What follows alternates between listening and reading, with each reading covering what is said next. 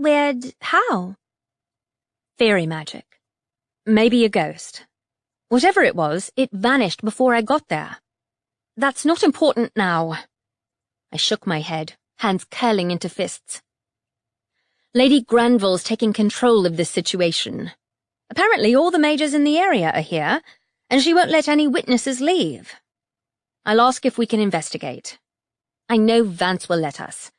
But first I need to convince them I'm not the killer. What a freaking mess. Did Lady Granville seriously hate me that much? Well, if you want me to get the coven to speak to them, let me know. They might listen to reason. The necromancers did.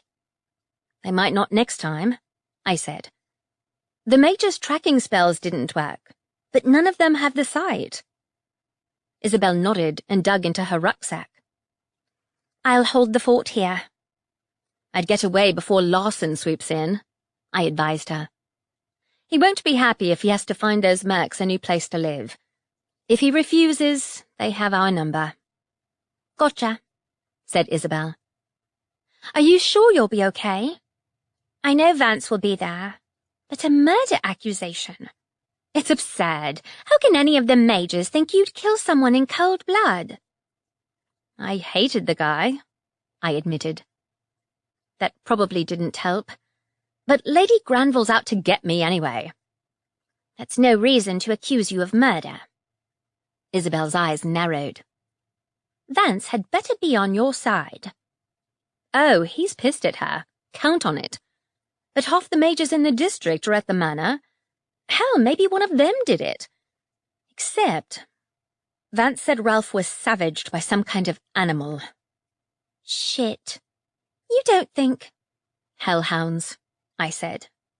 He said so. Be careful. It doesn't sound like they've been caught yet, and you and I have targets on our heads. You know, who used them last time. Isabel nodded. I'll see if I can get more exorcism supplies from the coven. If it's an epidemic, they've got to be ready. Yeah, if this is really a ghost we're up against. I dropped my voice, hoping the mercenaries couldn't hear. They're getting a boost from somewhere. Ghosts aren't meant to be that strong, and certainly not able to use magic. But it isn't like the necromancers can tell me the rules on fairy ghosts. Then I'll speak to them, Isabel said, her jaw set. They can't turn me down. I worked for them. That's not what worries me. Lord Evander and his necromancers let a ghost slip through their fingers already. They're probably not even at the guild. Then I'll get on the phone and leave them a message every other minute until they answer, said Isabel. That'd be great. I need to go. Text me if anything happens. I was already walking away, and when I hit the street corner, I broke into a run. Too restless to wait for the bus, I sprinted past the stop. Trains had once run regularly through this part of the suburbs, but the first place the invasion hit had caused a shockwave of destruction across the railway lines. Skeletal carcasses of old trains still sat on the rails, teeming with fey-kind and shadowy creatures. I kept my sword out as I passed by the high fence beside a broken-down station, already regretting the decision to run off alone. Not so much out of fear, but because I didn't have time to be ambushed. Sure enough, as I crossed the bridge over the canal, a dark, heavy shape lumbered into view. Most trolls lived under hills, not bridges, but you got the occasional specimen who played up to stereotypes. Here, the shallow water heaved sluggishly along, weighed down by garbage and the rotten bodies of the unfortunate souls dragged under by the fey-kind. The troll didn't look much better. Its lumpy body dyed blackish grey by the filthy water. I kept a wary distance, raising my sword. "Get off the bridge," I told the troll. It tilted its head, regarding me with eyes like pools of black tar. "Can we do this later?"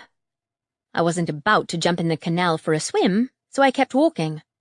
The troll didn't move until I was within a meter. The stench rolling off it made my eyes water.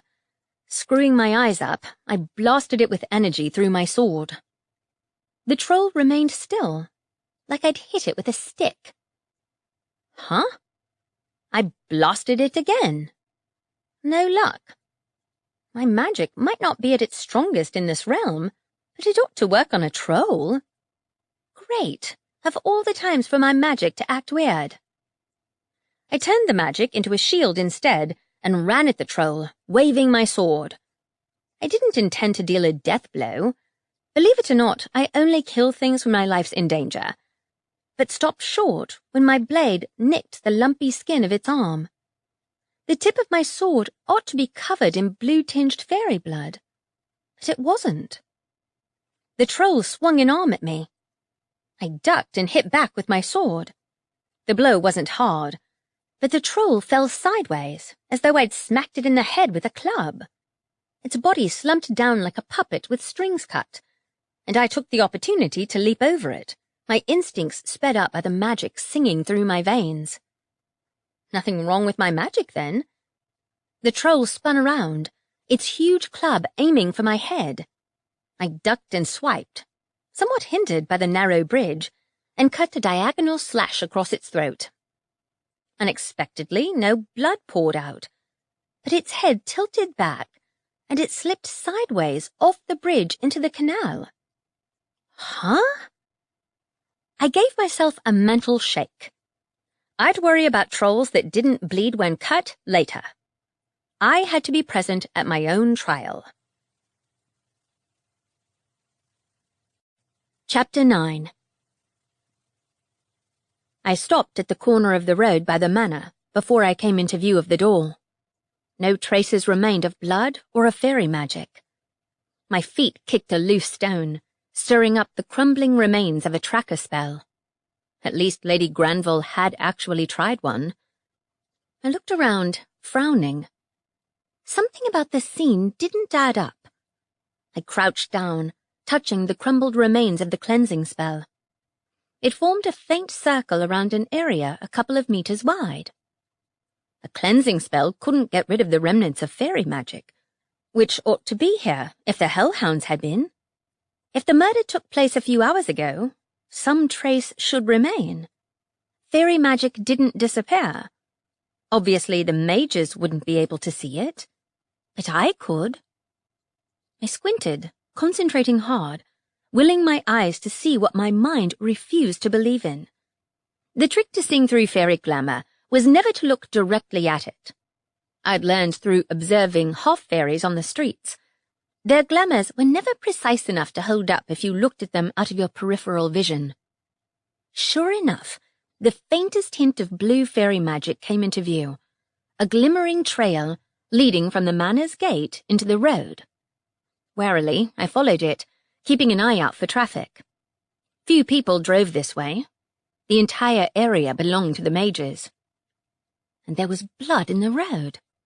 Faint, but glowing with blue fairy magic. The trail stopped where the road intersected with another. There I found more crumbling remains of a cleansing spell, along with a lingering blue-tinged glow that set the entire street corner ablaze. Whoa. The murder had happened here. Someone had carried Ralph's body over to the manor, but this corner was where the hellhound struck. Only faint traces of blood remained on the pavement, but my sight showed the magic surrounding it, floating in a nebulous line above the road. Figures shifted in the windows of the manor. Crap. I shouldn't be here. Quickly, I crossed the road and made for the gate.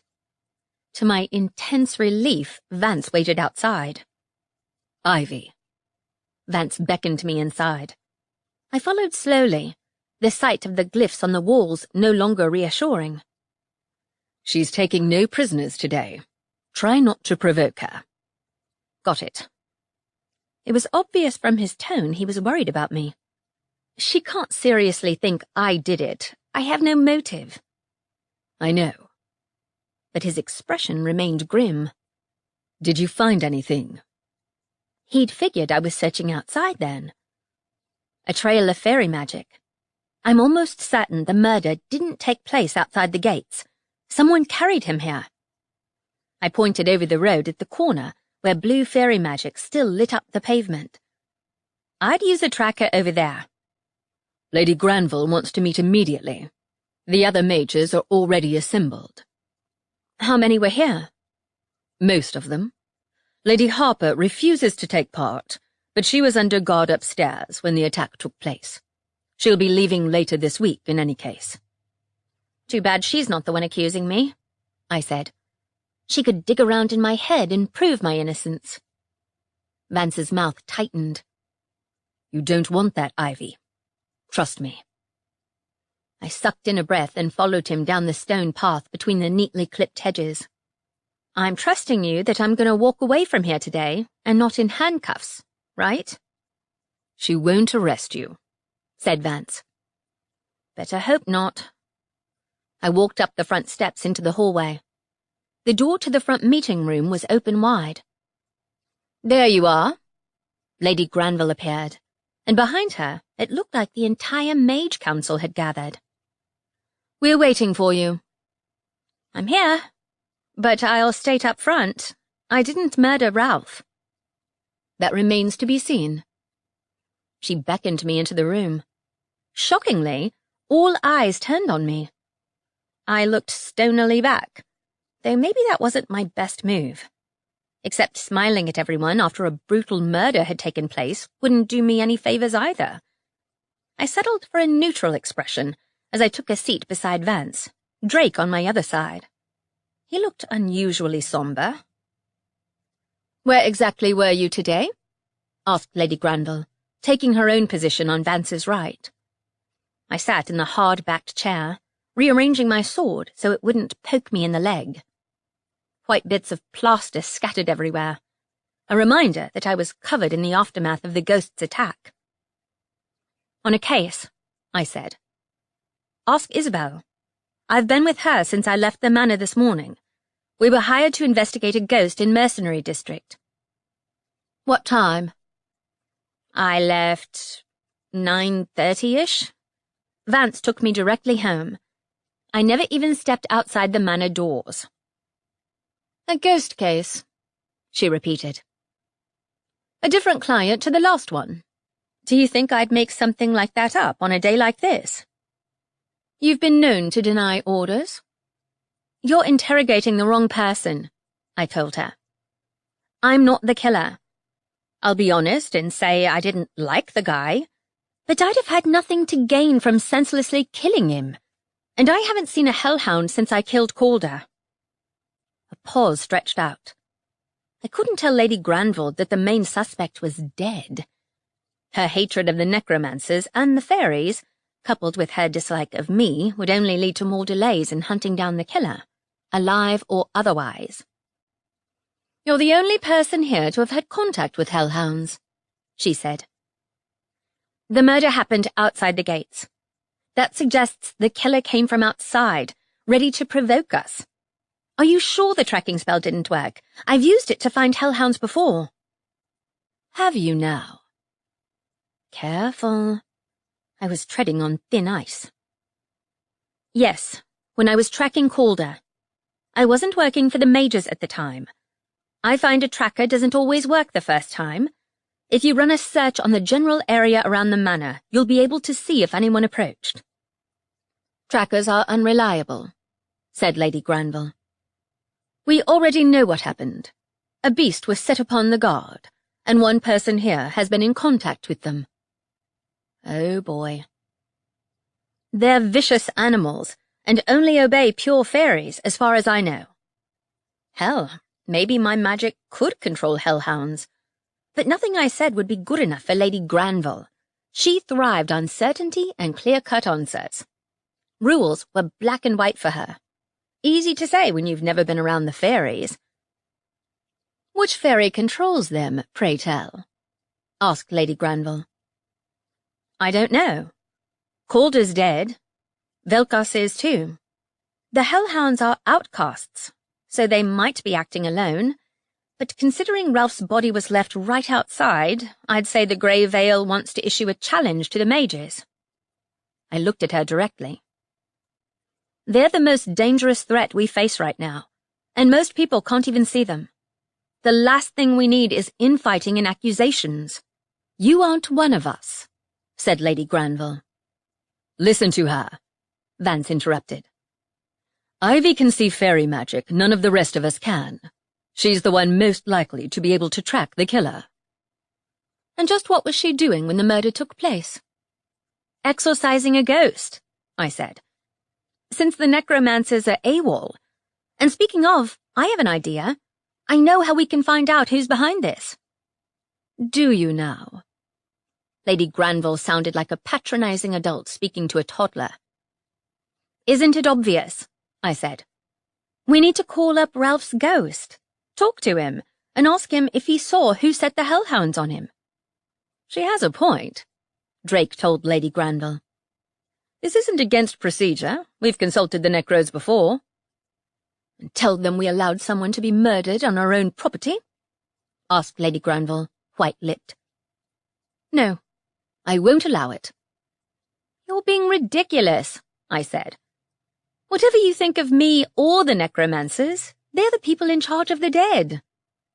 The dead are escaping their control, said Lady Granville. They've been struggling to keep the undead from rising for weeks. Today is the final straw. For what? You're going to demote Lord Evander? I suppose he deserves it. We don't have authority over the necromancers, said Lady Granville. We do, however, have the means to sever our relations with them. What would that achieve? Vance cut in. I'm no friend of Lord Evander's, but it seems to me that turning on our allies at a time like this is the height of folly. Thanks for that, Vance. Exactly. We aren't inviting them around for a tea party. We're giving them the option to ally with us if another lunatic decides to mess with the Veil. Someone as good as declared war on the mages, and sending our allies away will only make things worse. You aren't a voice on this council, said Lady Granville. You've done everything to implicate yourself. What do you want from me? I asked. I told you the truth. You should know better than to underestimate the fairies. You need me. I'm not saying I'm the best person for the job. I'm the only person in this room who can see fairies, whether they're alive or dead. I've been attacked by 2 ghosts in the last 2 days, and both were half fairies. That has nothing to do with this outrageous killing, said Lady Granville. I have the sight, I explained. That means I can see and hear things other humans can't. If I take a position on the search team, I stand a good chance of finding who did this. Whichever side of the grave they might be on. Absolutely not. From what I've heard, you've done an effective job of ruining our standing in the necromancer's eyes yourself, to say nothing of the shifters and the half-fairies. I gaped at her. Vance spoke before I could get my words in order. Need I remind you that I was the one to recommend Ivy work for the Mage Council? He said. She's done an exemplary job on all cases, and has more experience hunting fairies than anyone else here. Rather than warmth at Vance defending me, a jolt of icy cold shot up my spine. A voice rang in my ears like an amplified whisper. Watch your back, fairy killer. I jerked back, my heart hammering against my ribs. Tell me I didn't imagine that. The voice was sharp, cold, male, and clearly did not belong to anyone in this room.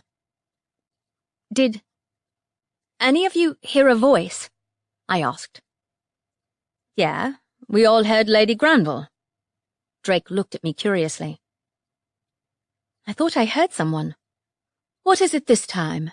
Said Lady Granville. I won't listen to any more excuses. You're unreliable, and you've done nothing to warrant being allowed on this mission. Except being able to see fairies. My pulse raced fast. What in hell did I hear? You can't leave me behind. My skin was chilled, my heart beating erratically, but I wouldn't be put off. Not now. The mages in this investigation are acting under my authority. Her ringing tones cut through even Vance's words. I think you'd be better staying behind. It wouldn't do to involve yourself further. I've done nothing to implicate myself in the first place. Did anyone even see me leave the manor this morning? Don't you have guards outside? The 2 guards who were supposed to be outside slept through their shift. Really? Vance frowned at her. That's not what they told me. You're the one who appointed them after their conduct last night. They claim to be suffering memory loss. I was careful to appoint guards who behaved responsibly last night, Vance said in answer. Drake found them sleeping outside the gates. For once, the copper-haired mage didn't wear his usual grin. Now you mention it, they did look kind of dazed. They weren't drugged, were they? No, said Lady Penrose. They told me they found traces of a spell nearby. Nobody told me this. Vance looked at the rest of the council. A witch spell? I didn't see anything, said Drake. Faerie mind tricks, I said, before I could stop myself.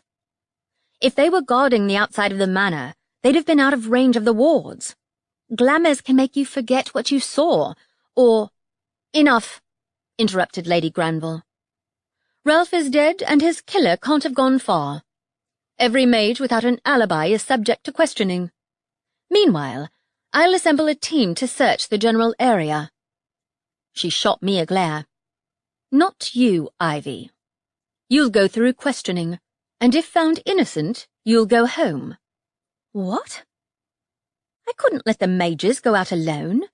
Not when the fairies were plotting against them. Apparently screwing with me wasn't enough. No, they wanted to make me lose my mind instead.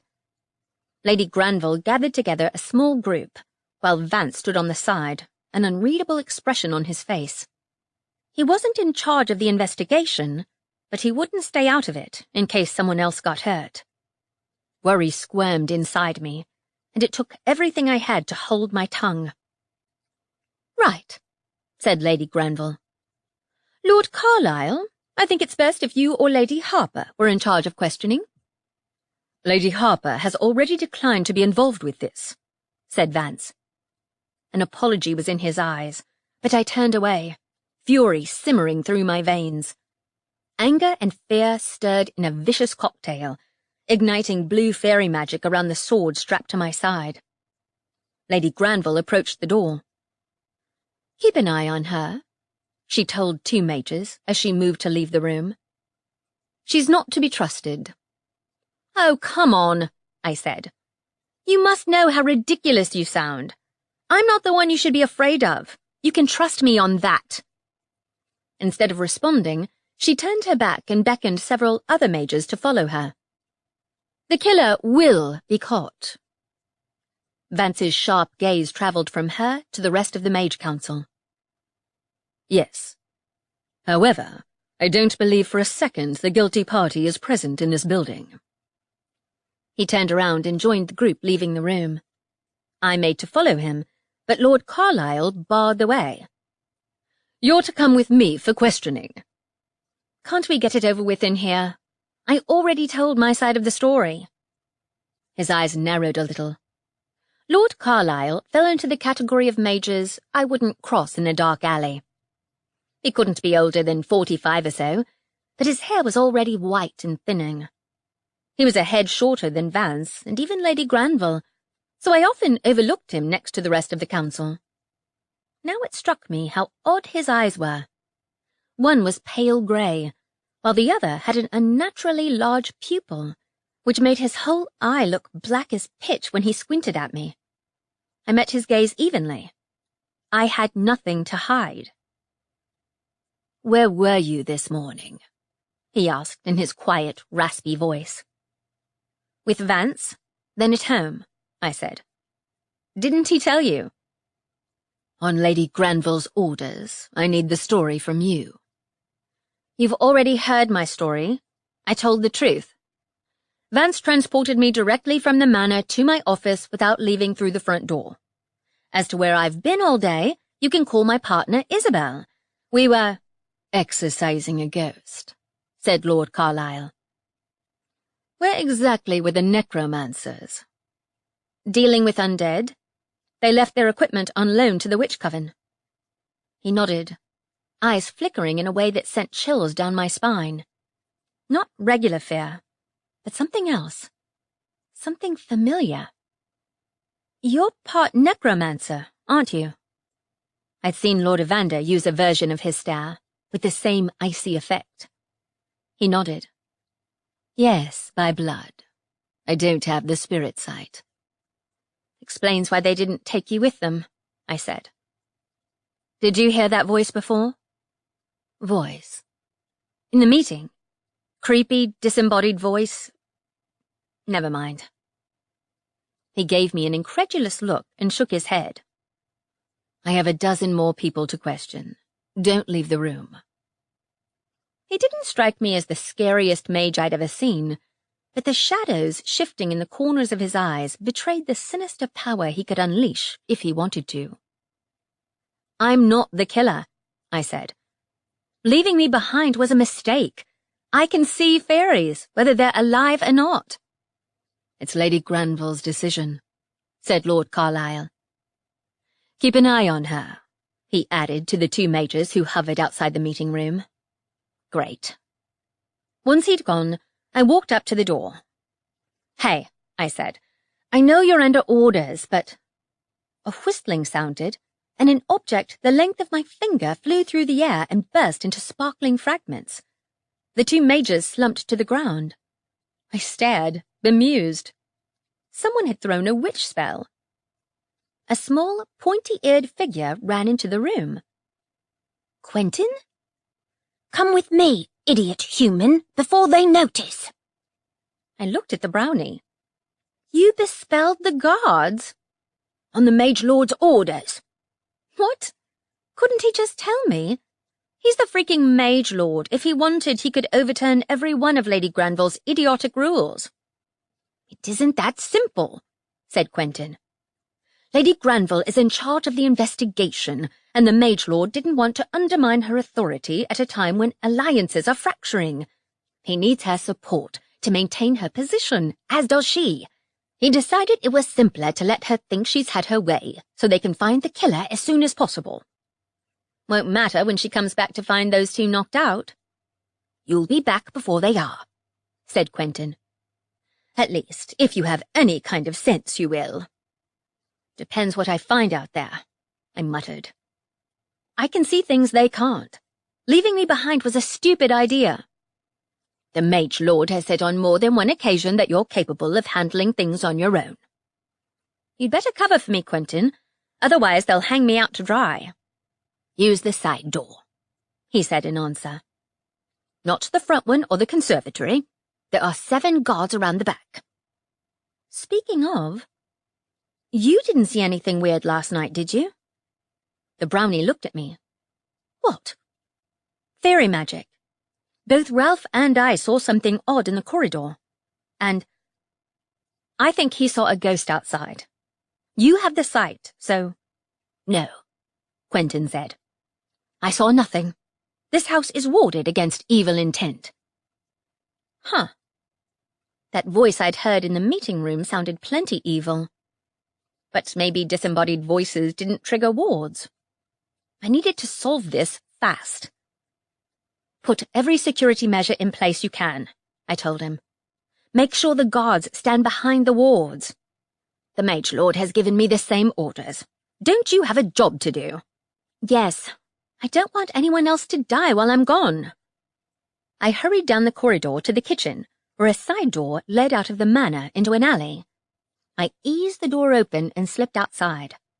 Quickly, I moved down the alley to the main street, hoping the others would have cleared off by now. Before I reached the front, I slipped on one of Isabel's shadow spells. I was pretty sure ghosts could see right through the spell, but at least humans couldn't. The band around my wrist turned me into a shadowy outline of a person, and if I kept in low light, nobody would be able to see me. The lights of the tracking spells remained outside, suggesting they'd tried another one. Probably at Vance's suggestion. However, no new traces remained at the corner where I'd seen the blue fairy magic before. It remained, but more of a decaying after-effect than a trail leading somewhere important. I slipped into the small alley between the two houses, so the glow of the witch spell wouldn't draw attention. I tried a tracking spell at first, As usual, light crept from the spell up my arms, but instead of seeing into the past, all I saw was empty darkness. Not death-like darkness, just dark. Like looking into a pitch-black room. Weird. I deactivated the spell and moved to another spot. Another tracking spell gave me the same result. Nothing. I swore softly, hoping I wasn't making a mistake. Vance had trusted me on this. Tracking didn't work. My sight yielded no results either. The trail of fairy magic ran from the manor to here and stopped, as though the person who'd used it had vanished into thin air. I'd combed the whole street, but the longer I took, the more likely it was that the killer would get away.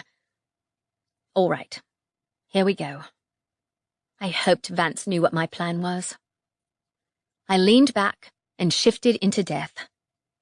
The crossing was smoother than I'd expected, considering how far I was from the ley line. All bodily sensations vanished, aside from a weightless rush, which I guessed meant my spirit leaving my body. Crossing into death without a summoning circle was considered suicidal for a necromancer, but unlike them, I had magic which bound me to death. I looked around. Grey smoke was the uniform landscape here, unbroken by anything but the faint outlines of other spirits. Except even they were absent. It was a ghost town, minus the town and the ghosts. Okay, that doesn't work, Ivy. Frank? I asked uncertainly. My voice didn't echo, but the air rippled around me. Death wasn't a physical plane, and I hadn't the faintest idea how to control where I walked, but I managed to move forwards. My body was disconnected, so I'd remain in the alleyway until I left death, no matter how far my spirit moved. There was a way to bring my physical body over the edge, like the high necromancers did, but I didn't even know where to begin with that. Just moving as a ghost was tricky enough. I drifted around, but saw nobody. Frank! I called out. I'd run into him every time I'd crossed over the veil, so he must be somewhere around here. Ivy? I spun around on the spot. That wasn't Frank. The female voice came from about a meter away, and as I watched, a figure faded into view. Long curly hair, pointed fey ears. My heart sank, which made no sense because I didn't have one. Allons? She's dead? Did you die? She asked, reaching for my hand. Hers passed right through mine. Have you seen Lucas? I blinked stupidly. You're dead. Great one there, Ivy. Her face crumpled, her body fading in and out. I had to try. He was innocent. Oh, God. You didn't try to break him out of jail. He didn't mean to kill anyone, she moaned. It was the drug, and you aren't dead. You have your magic. How? I looked down. Blue light shrouded my body, as usual when I crossed over. I'm not actually dead. It's a long story. I can leave my body, and I was looking for someone. Who killed you? I don't know. She stared into the distance. I was fighting, and next thing I know, my body was gone. Someone pulled me over here. I could see the fighting, but I couldn't get back into my body, and someone stabbed me. I kept trying to go back. I want to go back. Her voice faded in and out along with her body, like a badly tuned radio. Someone pulled you out of your body? That's not possible. Not the Banshee, surely. I died, she whimpered. I couldn't go back. I can't go back. They burned my body. Shit. Really? I wanted my body back. I didn't want to be immortal.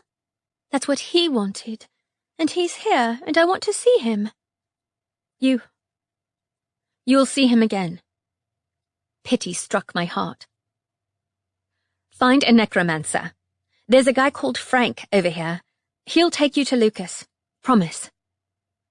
I'd never believe a promise from you, she said.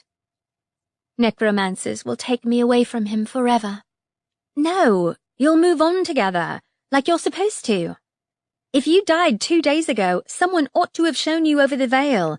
That's what the necromancers do. They help you move on. I don't want to move on. Trust me, it'll be better for everyone. I'm here to find someone who was murdered here in the mortal world. A part fairy guard of the mages. Did you see him? I can't see anyone here. I'm stuck here forever, and it's your fault. Whoa. Believe me, it's not. I didn't kill you. You killed Calder.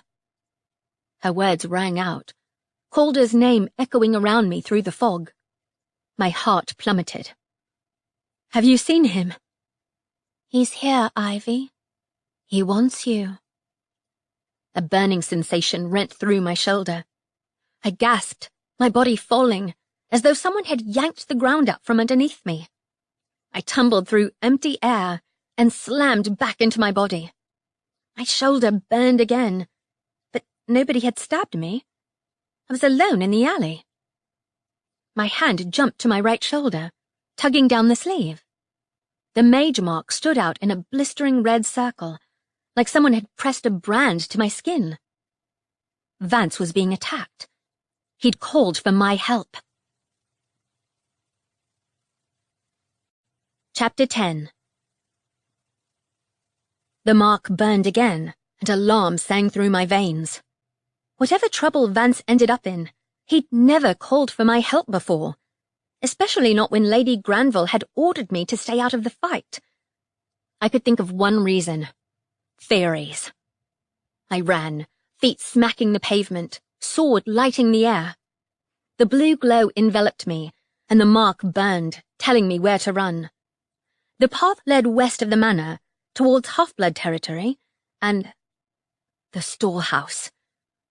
Worry clawed its way up my throat, but the magic flowing from the sword sped my steps up. I all but glided down the street, around a corner, then another. Oh no. Not too far from here was the building where I'd left the talisman. My path turned another corner, past a dilapidated old manor house that looked more like it had fallen prey to neglect than to the fairies. This area had been abandoned following the invasion, the large houses sporting shattered windows and torn-up gardens. I waved my sword at a many-legged creature creeping over a garden fence, and it scuttled out of sight. The burning sensation in my shoulder reached its peak as I crossed the road. On the other side lay a high, rusting metal fence. A crooked sign above the worn gate read, Highgate Cemetery. You didn't, I muttered. They'd walked into a graveyard with half the ghosts in death wandering over for a chat, and the town turned into Zombie Central. What the hell was Lady Granville thinking? Darkness smothered the cemetery, and not regular nighttime darkness. The blackness oozing across the damp grass was like a spell, and an unpleasant one. I'd only seen this kind of artificial dark in the grey veil. The pale light of the sun didn't touch this area at all. Like a barrier lay between the cemetery and the grey sky. The stench of undead filled my nostrils, and below that, decaying magic. I clenched my hand around my sword and stalked forwards as though I was the one doing the hunting, and not the other way around. I'll find you, Vance. I held the sword high, willing its light to repel the darkness. It was the middle of the day. This level of dark wasn't natural, and not caused by the undead either, though I was fairly sure they were responsible for the rotten corpses smell. Fairies. Even with the light, I nearly tripped over the first body. Blood soaked his white shirt, and he appeared to be unconscious. Or dead. He couldn't be older than 20. Someone will die. Within 3 days. Oh, God. A second body lay alongside him. A blonde woman, sprawled like she'd thrown herself in front of the other guy to protect him. I'd never spoken to either of them before. but anger churned inside me. Screw not drawing attention. I grabbed a healing spell from my jacket and threw it over them, then let the light from my sword illuminate the path through the broken headstones. This place hadn't just been abandoned, it had been desecrated. Thick black tendrils of plant spilled over the graves, creeping under my feet. What kind of insanity had I wandered into? I walked further into the cemetery, eyes searching for the source of the spell. I didn't much fancy walking into an ambush, so I raised my sword and concentrated on drawing as much energy as possible into it. I'd never done so in this realm before, but it was worth a shot. I didn't expect the rush of energy to be icy cold, shooting up my hands from the blade. My body hummed all over, and I directed the smooth blue light at the creeping blackness underneath my feet. As the energy struck, the blackness shattered like crushed ice. Still, no sign of the attacker. I moved towards a row of intact graves beside a small brick mausoleum. Readying myself, I ran around the corner and smack into a tall figure. "Vance!" I gasped. "Thank God! What happened?" "Don't move, Ivy," he warned. "It's a trap," I finished, as a current of energy smacked into me with the force of a rampaging troll. The air left my lungs, but I managed to land on my feet. My legs crouched at the impact, my hands gripping my sword. A vaguely defined shape outlined in neon blue flew at me again in a rush of air. I raised my sword, cutting through thin air. Another ghost? I squinted, and they revealed themselves. At least 5 indistinct shapes floating above the graves. Not people, so much as the absence of people. Human-shaped holes in the universe, etched in blue light. Like me, when I passed into death. Oh my God. One of them turned to me, and fear punched me in the chest. The ghost's body was outlined in blue, his face twisted into an angry snarl. Even blurred and indistinct, I knew he was a half-fairy. Alain's deceased, bad-tempered asshat of a boyfriend. I raised my sword, and willed the fear and panic rolling around the cemetery to flow towards me. Energy radiated out from the blade, slamming into the ghost before its hands made contact with me. The spirit burst apart in a flare of blue light, and the others disappeared in a shrieking horde. Nasty bugger. I lowered my sword, expecting the spirits to reappear at any moment. That was a half-fairy ghost. Same thing happened to the one I killed earlier. Vance moved to my side. "I thought so. I put down several undead, but when that creature attacked, I assumed not having this sight would get my people killed." I swallowed, thinking of the bodies I'd tripped over on the way in. "How'd you end up here?" "Undead," said Vance. "And hellhounds. Lady Granville picked up a trace which led through here." "She did? Where is she?" He shook his head. "I didn't see. It went dark when the first wave of undead attacked." "Shit." "They ambushed us," he said through clenched teeth. "Of course, none of us could see through their glamour." "Thank you," I said genuinely, "for calling me." He grunted. "Only you would thank me for bringing you into a nest of undead." "Well, when you put it like that." Blackness thick as cobwebs stretched between the graves. My sword didn't entirely light the way, but the light from my blade showed a bloodied trail leading up Vance's arm. "You're injured." "I'll be fine. I assumed using a healing spell would draw attention." "Use one now. There were 2 people hurt over there. I don't know if I got the healing spell on them in time." As he activated the spell, I took the lead. The ghosts weren't the only evil here. Someone had called them up, and the thick black substance oozing between the graves meant bad news of the Faerie variety. I'd spent an unpleasant night strung up by the feet when a strain of this particular plant had invaded Avakis's castle one of the times he'd gone away for a week. Turned out he didn't just have hellhounds as guards. Oh, man. Vance moved to my side, conjuring a torch. The light did nothing to penetrate the gloom. Only my magic did. Hang on. I concentrated hard, letting the blue light flow down my hands. Vance looked at me, mouth parted. I can see your magic. Good. That's what I was trying for.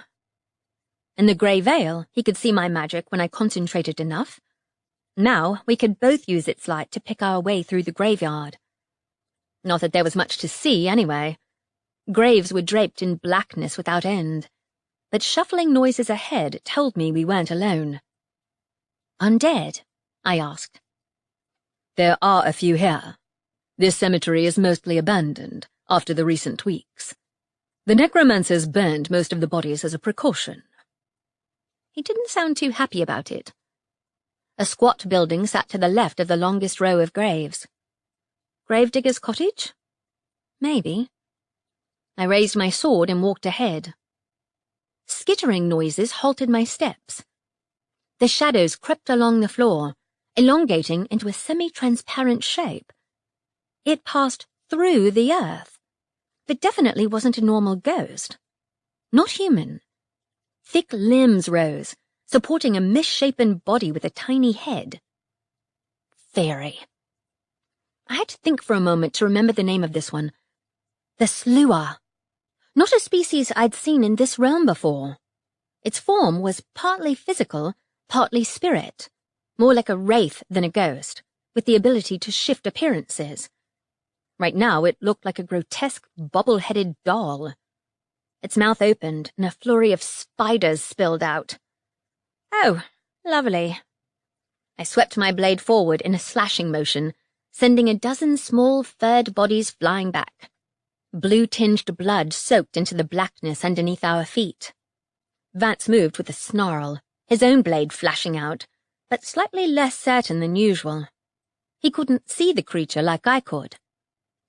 Nice try. I sent a current of magic sweeping towards it. The creature dodged, but not before Vance had thrown a canister of salt at its head.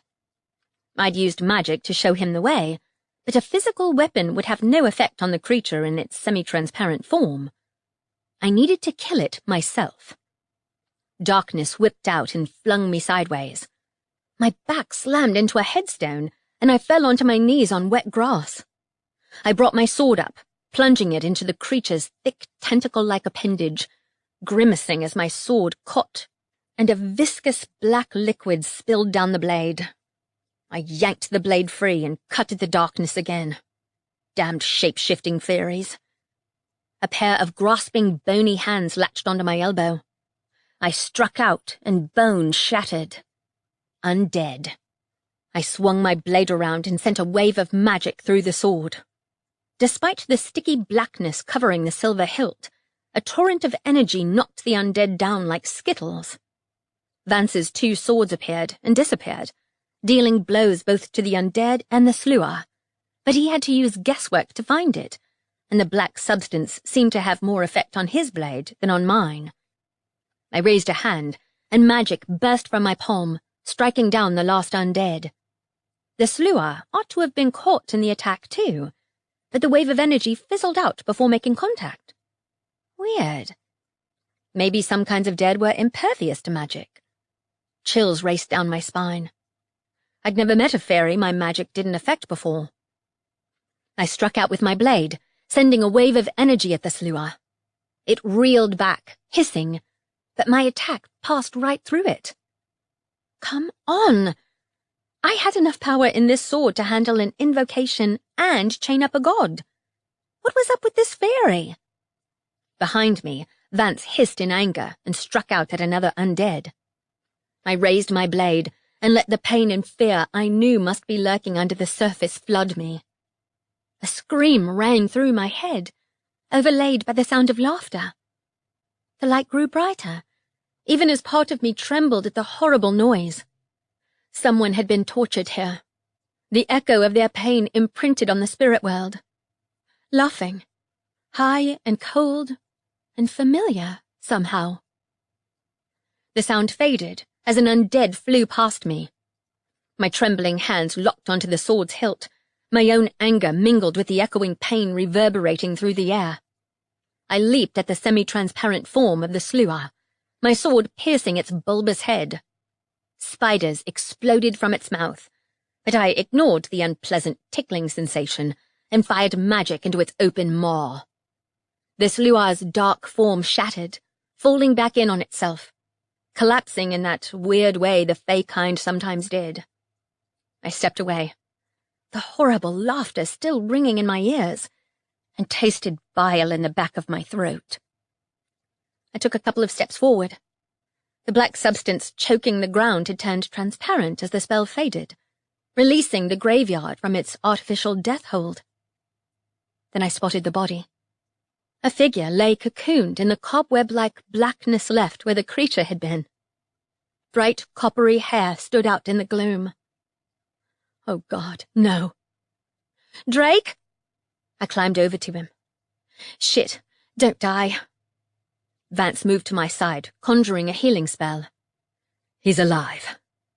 Drake groaned. Thank God. I sagged against the nearest grave, the energy drain hitting me in a shock. My hands were cold and clammy. I hadn't passed into death, but some part of the veil had come here, into me, through my sword. Someone who'd been killed here, by the she. I swallowed hard. I'd deal with that later. Drake? Ow, he said. How'd you kill that thing? Stabbed it. I trailed off. I'd shattered it like a ghost, but it wasn't one. The creature was part spirit in its natural sense. No blood stained the ground. Even the thick, black, tar-like substance had vanished. And now I realized why that creeped me out so much. The undead, I said. It was undead the whole time. Someone brought a half-fairy back from the dead. The sound of footsteps came from behind a tall headstone on the right. More undead had gathered at the side, unsteady on their skeletal feet. I reached for my container of salt. Don't move, Vance told Drake. Like I can. He groaned again. Feels like someone put their icy hands inside my body. I get that feeling. I raised a hand to blast the undead. The ground exploded. I reeled back as earth shot in every direction, along with bits of decomposing flesh. Vance raised a hand, and the attack halted. What is going on? Lady Granville marched over to us. Her pinstriped suit was covered in soil and bits of undead. Oh, she was an earth mage. You didn't dig up the ground, did you? I asked. Ivy Lane, said Lady Granville. You aren't supposed to be here. I called her, Vance said without missing a beat. Lord Carlisle finished her questioning, so I decided it was in our interests to have an ally who's able to see the Fae kind. She saved my arse, Drake added, spitting out dirt. You, however, nearly buried me alive. This is the fault of the necromancers, said Lady Granville. Their job is to bind the dead. It was a half-fairy undead, I clarified. They shouldn't exist. At least I've never seen one before. Everyone was looking at me. Pure fairies are immortal, I explained. Half-blooded ones can die like us, and so can pure fairies if they spend too long in this realm. Guess it makes sense they can come back as undead. Question is, who raised them in the first place? The necromancers, answered Lady Granville. We found their hellhounds, too. I don't think it's the necromancers, I said. They don't know a thing about fairies. Maybe it's the same person giving those ghosts a power boost. I'll talk to Lord Evander. No, said Lady Granville. Someone at his guild is clearly working against us. None but a necromancer is capable of raising the dead. They can't. Lord Evander can't have raised the dead fairies. He would argue to the ends of the earth that it was impossible. Didn't mean one of his other necromancers hadn't turned traitor like the last time, but outright opposing the necromancers would only hurt the mages. Aside from me, I didn't know anyone else who could destroy a spirit without their equipment. Whether they're directly responsible or not, they can't be trusted. Like it or not, she had a point. But Frank had gone AWOL, taking my connection to the necromancers with him. I didn't believe Lord Evander was responsible. Wait. That troll on the bridge. It hadn't bled when I cut it. Shit, I said. I don't think it's a usual epidemic they're dealing with. I think undead half-fairies are all over town. I saw one on the way to the manor. You did? What would it take for her to believe I wasn't guilty?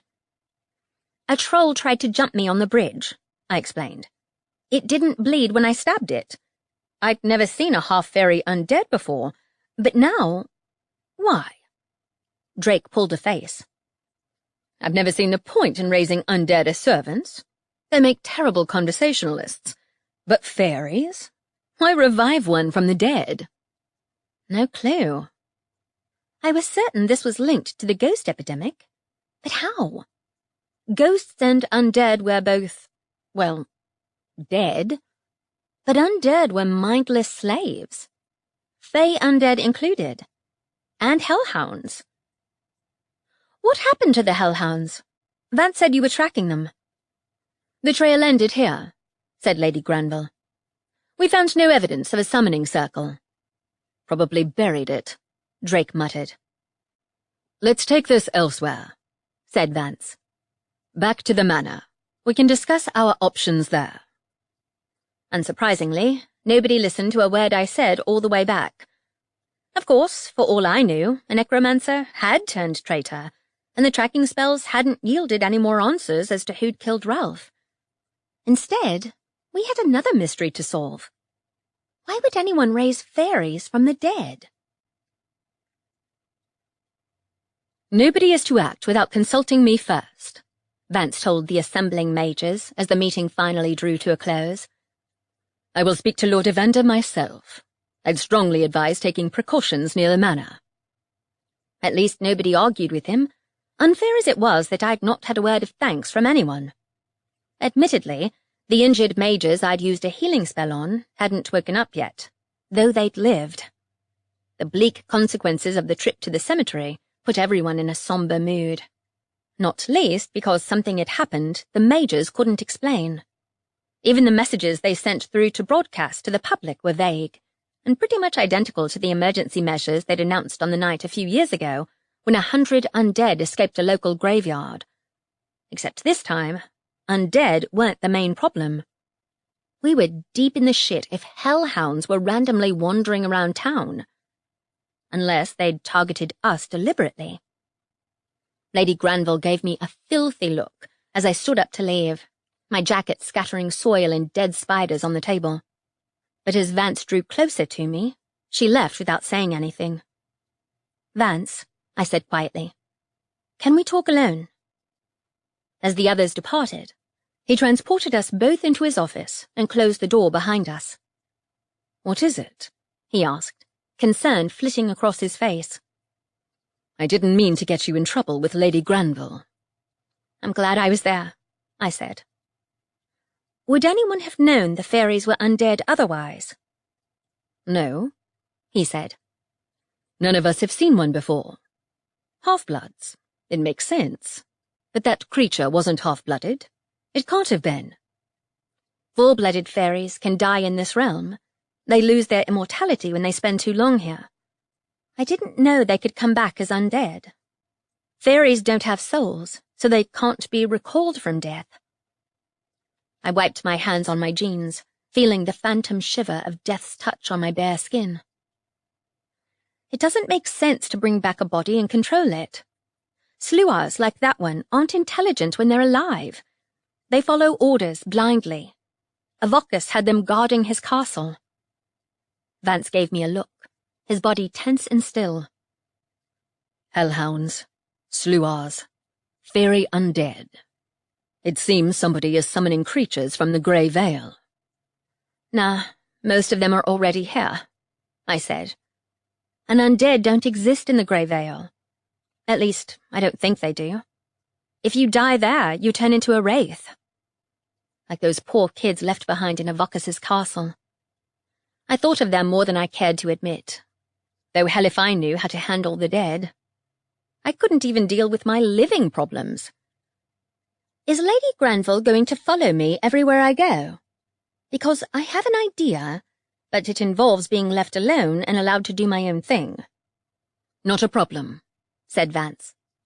She's not a fool, and you saved 2 of our own. She won't forget that. Good, because I have enough enemies. I paused. 2 of them have mentioned Calder. I spoke to a ghost. Alon, you know her. She was one of the half-fairies who broke the others out of jail. She said it's my fault she died, because I killed Calder. Not sure on her logic, but I think he's the reason someone's raising half-fairies from the dead. He wants to come back. I have no doubt he wanted to return to life, said Vance. With that having been said, even if his spiritual form survived, he's been dead too long. His power will be non-existent. So he's acting through others, I said. Still dangerous. What the hell are we meant to do? Because I don't have the powers of a full-fledged necromancer. I can't send him into death if he decides to come back. He's even more dangerous than last time, and nobody will believe me. Vance's hand closed over mine. I believe you. I won't deny the situation is worrying, to say the least. But we'll speak to the chief tomorrow to ensure he knows exactly what's going on here. The chief? Wait. Vance, I said slowly. After I killed Calder, what happened to his body? It was burned, said Vance. On my orders, with the chief's permission. I released a breath. I'm certain he's behind this. Of all fairies who want to come back to life, he's the most persistent. It's not possible to reunite a soul with a body once it's been severed, said Vance. Lord Evander told me as much. Can a ghost reanimate the dead? Only necromancers have power over death. But that's not true. I do. To some extent, anyway. And Calder had a form of death magic, direct from Avocus himself. His magic, it's not exactly conventional. You sealed his magic, did you not? Oh. He was right. Great one, Ivy. With the invocation. Wait. Someone tried to break into your stores, didn't they? The storeroom is sealed, Vance said. It can't be breached from the outside, and even a ghost wouldn't be able to pass through the wards. Damn. Way to forget the obvious, Ivy. Back when I'd dueled Calder, I'd spoken an invocation to seal away all the magic he'd stirred up, therefore closing the door to Faerie he'd opened. Vance alone could walk into the stores, from what I figured. Him and the other council members. Which made it all the more worrying that Lady Granville had been talking about moving the talisman. Ivy, said Vance. I know you're worried about Calder, but I'd suggest going through the necromancers if you want to cross the veil again. At least use a summoning circle to anchor yourself in case you can't come back. If it's true that the necromancer guardians are involved in the fight, nobody can save you if anything happens over there. Not even me. His resigned tone dug a trench under my heart. He expected me to cross over. And yeah, going into death probably was the only way to get answers at this point. But with no sign of Frank, and people like Alon running amok over there, how to find the real culprit? Do you trust me? I asked. What kind of question is that? Of course I do. I looked at him. Can you help me break into Necromancer HQ? Chapter 11. Isabel pounced on me when I walked through the door to our flat. Are you okay? She asked, as a shrieking Erwin flew over my head into the ceiling. I haven't been able to get through to the necromancers, so I called the mages. Vance's receptionist told me you'd left. Huh? Didn't realize Wanda saw me. I said. I kind of sneaked out, but it was Vance's idea. Certain other council members didn't want me investigating. Idiots, said Isabel. So what happened? Long story, I said wearily. Ending, as usual, with, "We're fucked." Erwin flew over my head again. You smell of dead things, he told me. Yeah, sounds about right. I kicked off my boots, lay on the sofa and ran through the circumstances of Ralph's murder and what we'd found at the cemetery. Isabel's eyes rounded at the mention of the undead fairies. How can they be undead? They don't have spirits. Apparently, spirits aren't a requirement if you raise the body, not the soul. Means someone was giving it orders, anyway. It must be a necromancer. Her breath caught. Another traitor? Perhaps. They're overrun as it is. I don't know what to believe, which is why I want to get into their headquarters and see what's really going on. Vance and I are meeting in an hour. I want to shower first. I sat up and removed my coat. Grave dirt still covered me, but no blood. Not this time. Even the black substance which had appeared when I'd stabbed the ghost had disappeared. Seriously weird. Okay, said Isabel. I need to check in with them and see if they want their equipment back, but never mind the bloody equipment. We'll all need it the way things are going. I sighed. If you switch on the radio, there's a broadcast from the majors telling everyone to take precautions, as though it's zombie night again. I'm not convinced it's enough. It's all we've got, said Isabel. These wards are designed to dismember undead anyway. She indicated her newest batch of elastic band-shaped spells. What's with the spiders? I looked down. 6 dead spiders had fallen out of my coat. The Faerie at the cemetery. My skin itched. I didn't mind spiders too much. After my stint in Faerie, harmless insects were the least of my worries, but any trace of fairies in the flat drew out my paranoia. Better put a cleansing spell on, just in case. Good plan, said Isabel. As for the necromancers, I can come with you and use a distraction spell if you need to sneak into their place. It's all right.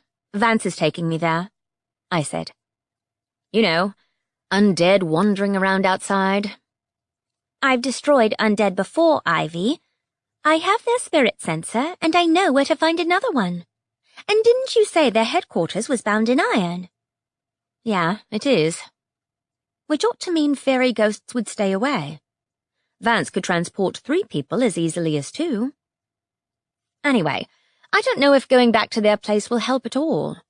I'm almost certain Calder's the real enemy. I have to find out if Frank's seen him. Isabel chewed on her lip. Are you planning to cross the veil?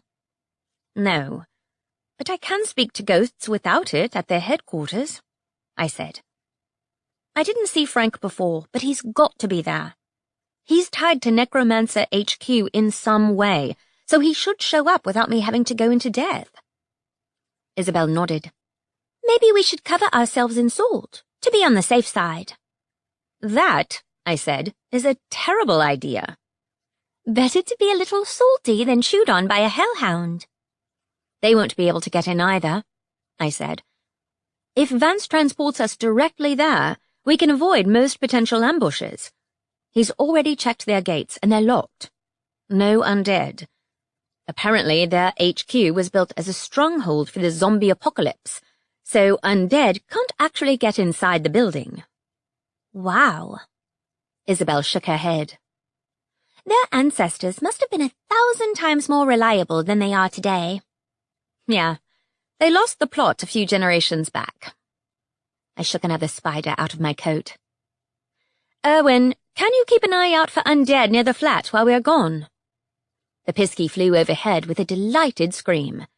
Isabel and I had experimented with putting him on guard duty, with less than stellar results. At least we were reasonably certain any ghost would immediately run away when faced with his yelling.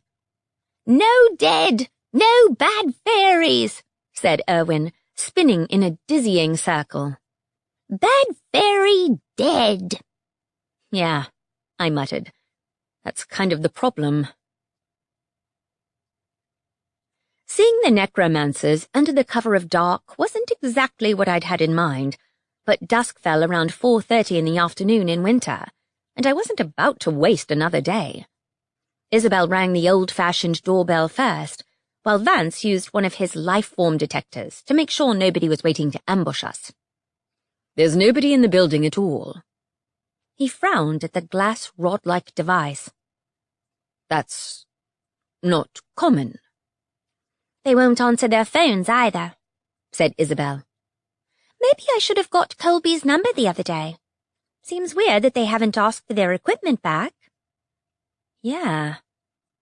Unease skittered down my spine, and the cold, empty, dark building did nothing to ease my misgivings. Right. We can either go into the outhouse or the main building.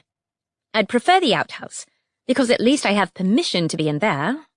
But it's right next to the graves. We're prepared. Isabel waved a jar of salt. The detector doesn't pick up on anything, said Vance. The front door clicked open at a slight movement of his hand. However, I think it's best if we go inside the main building, as it's better protected. What did you tell Lady Granville we were doing, anyway? Nothing, he said. This isn't related to the investigation into Ralph's death. I left Drake in charge of updating her, if she wants to know where I am. Nice one, I said.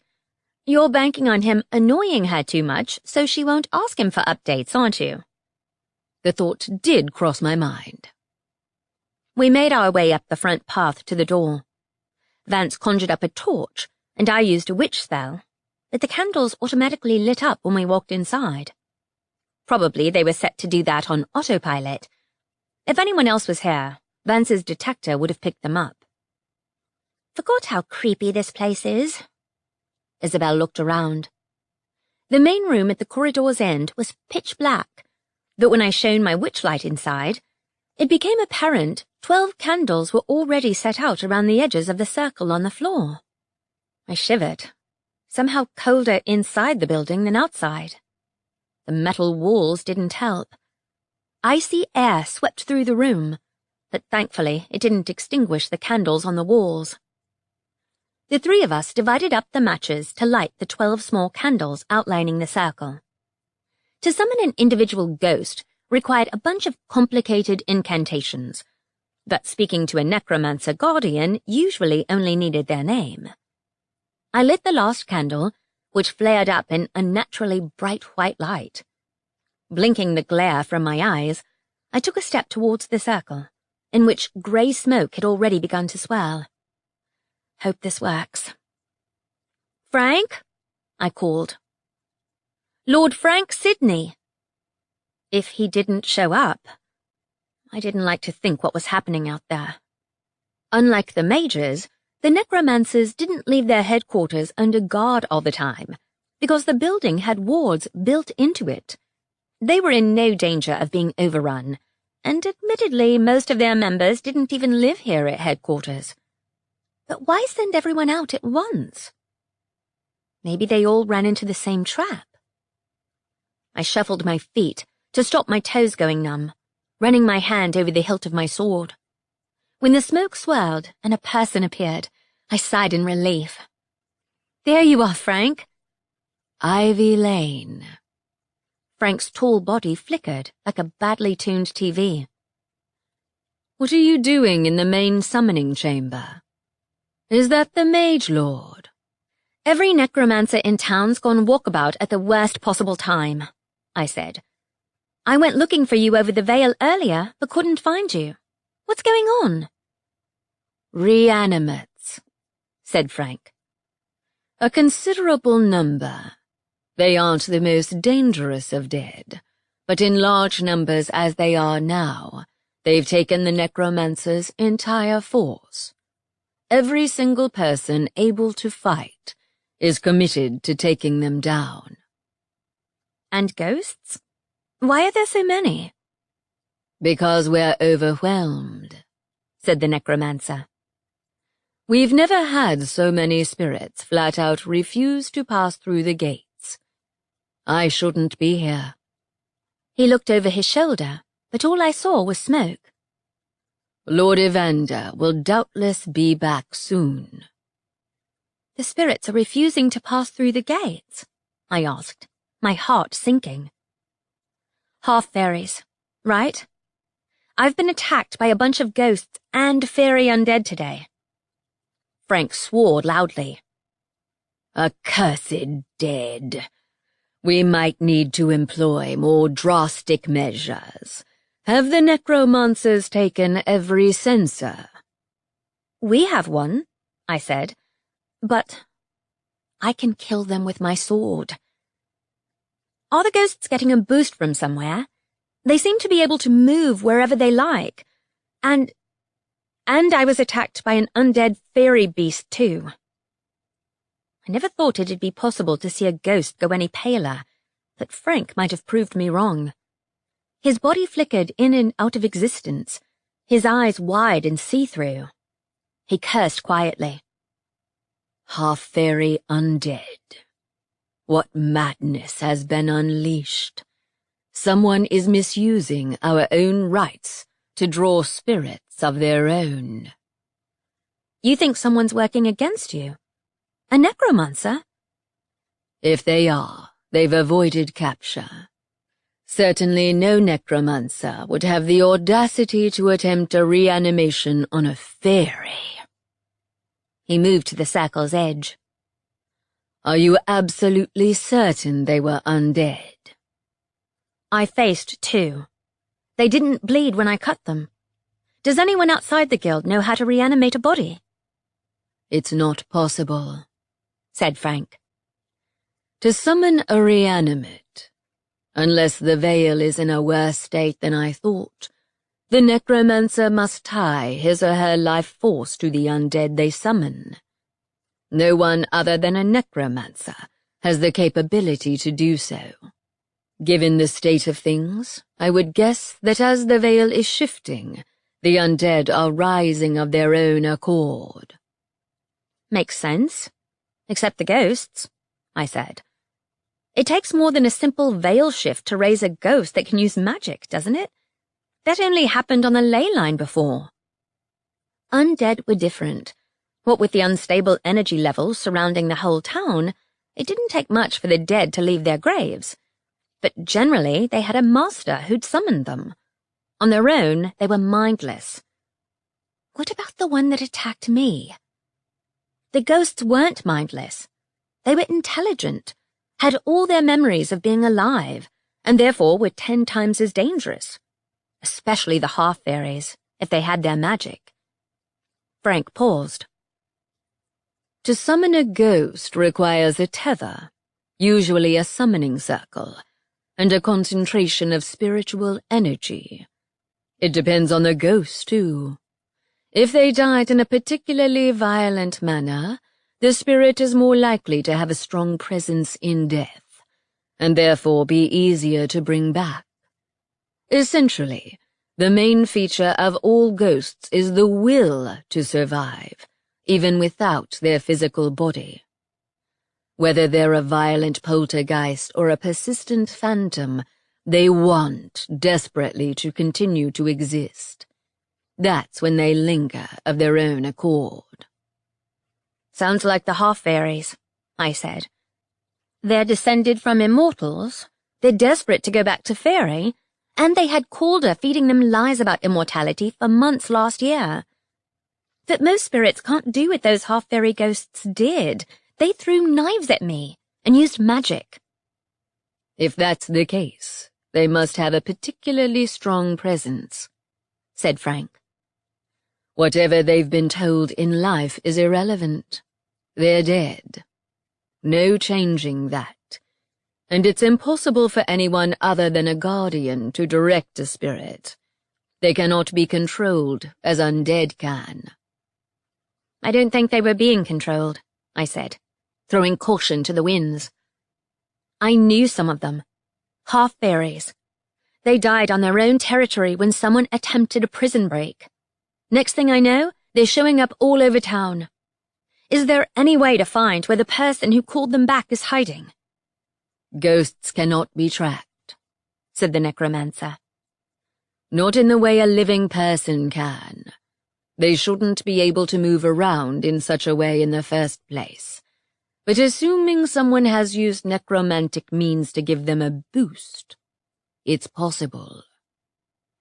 But wouldn't you sense if someone unleashed a crapload of spiritual energy? Only in close proximity, said Frank. The majority of my work as a guardian keeps me close to the gates, not the waking world. If the living necromancers haven't found the source of the trouble, there's very little I can do. Then why didn't you come when I crossed over into death? His mouth thinned, his eyes flat. I was ordered to guard this place. You're lying, said Vance suddenly from behind me. I jumped. Not about being left to guard, but you know more about this situation than you're telling us. I refuse to believe the necromancers are as clueless about the possibility of raising fairies from the dead as you're pretending. The fairies have been here 20 years, and there have been many veil shifts during that time. Frank hissed out a breath. You aren't necromancers. Your understanding is limited. I'm not scared of Lord Evander, I said. You should be. The man holds sway over life and death, however little he likes to exercise the full extent of his ability. I'm not scared of him. He's a cowardly arsehole. I am, however, scared of half-fairy ghosts who know my name and tell me Calder's trying to find a way to come back as an immortal. Frank stared at me, his body flickering. That, he said, is impossible. When one passes beyond the gate, no force can bring you back. Well, some of them are winter fairies. They have death magic of a sort. Could that take the place of necromancy? If it could, maybe the necromancers were innocent.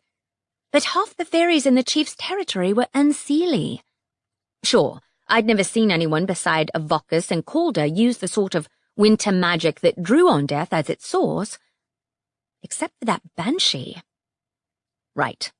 We're having a talk tomorrow. No, said Frank. Aside, perhaps, for your magic. Oh. I knew it, said some small, quiet part of me. I'd known from the moment I'd stripped the power from Avocus's corpse, and those screaming voices of the dead had rang through my ears like the sound of my own death sentence. I'd known when I crossed the veil as easily as drawing a breath. Even if I'd looked the other way the whole time, I'd known when I stabbed a ghost with my sword and shattered the spirit into pieces. I could kill half-fairy ghosts because my sword and my magic belonged to death. The grey veil, which lay on death's doorstep. If you're wondering if I know about your magic, I don't, said Frank. I didn't lie when I said I'd never encountered such a phenomenon in my life.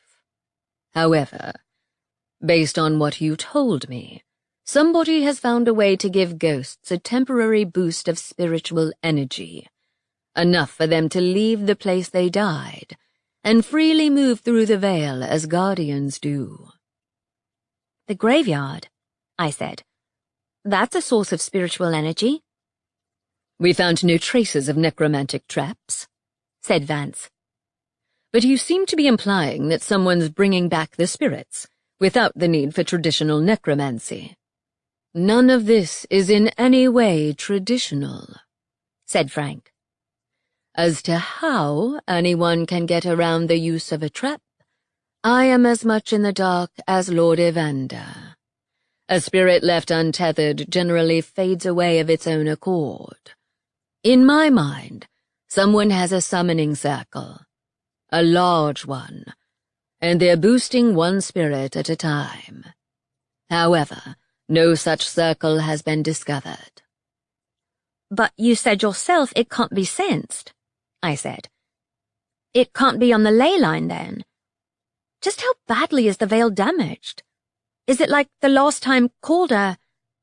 The whole town was a summoning circle. No, there is no disturbance on the ley line. If there was, the ghosts would be materializing on the line, not where you found them. So someone's summoning them up in a hidden location, I surmised.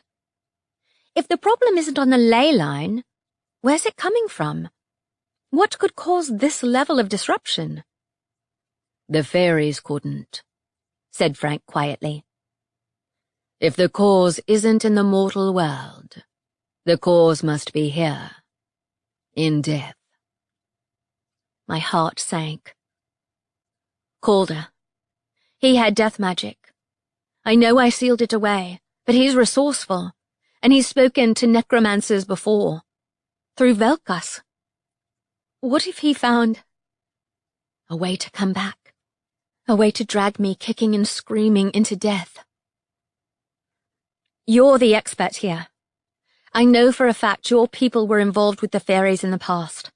They built this place out of iron for a reason. Frank's body went transparent. A swishing noise came from behind me, and I turned in time to see twin blades fly out of the air and land either side of Lord Evander, pinning him to the wall. "What is the meaning of this?" he bellowed. Vance waved a hand, and the blades moved. Lord Evander pushed away from the wall, glowering at us. He looked tired and angry, covered in what I assumed was grave dirt. "Come to gloat at us, have you?" Lord Evander marched forward. "I'd expect this behavior from you, Ivy Lane.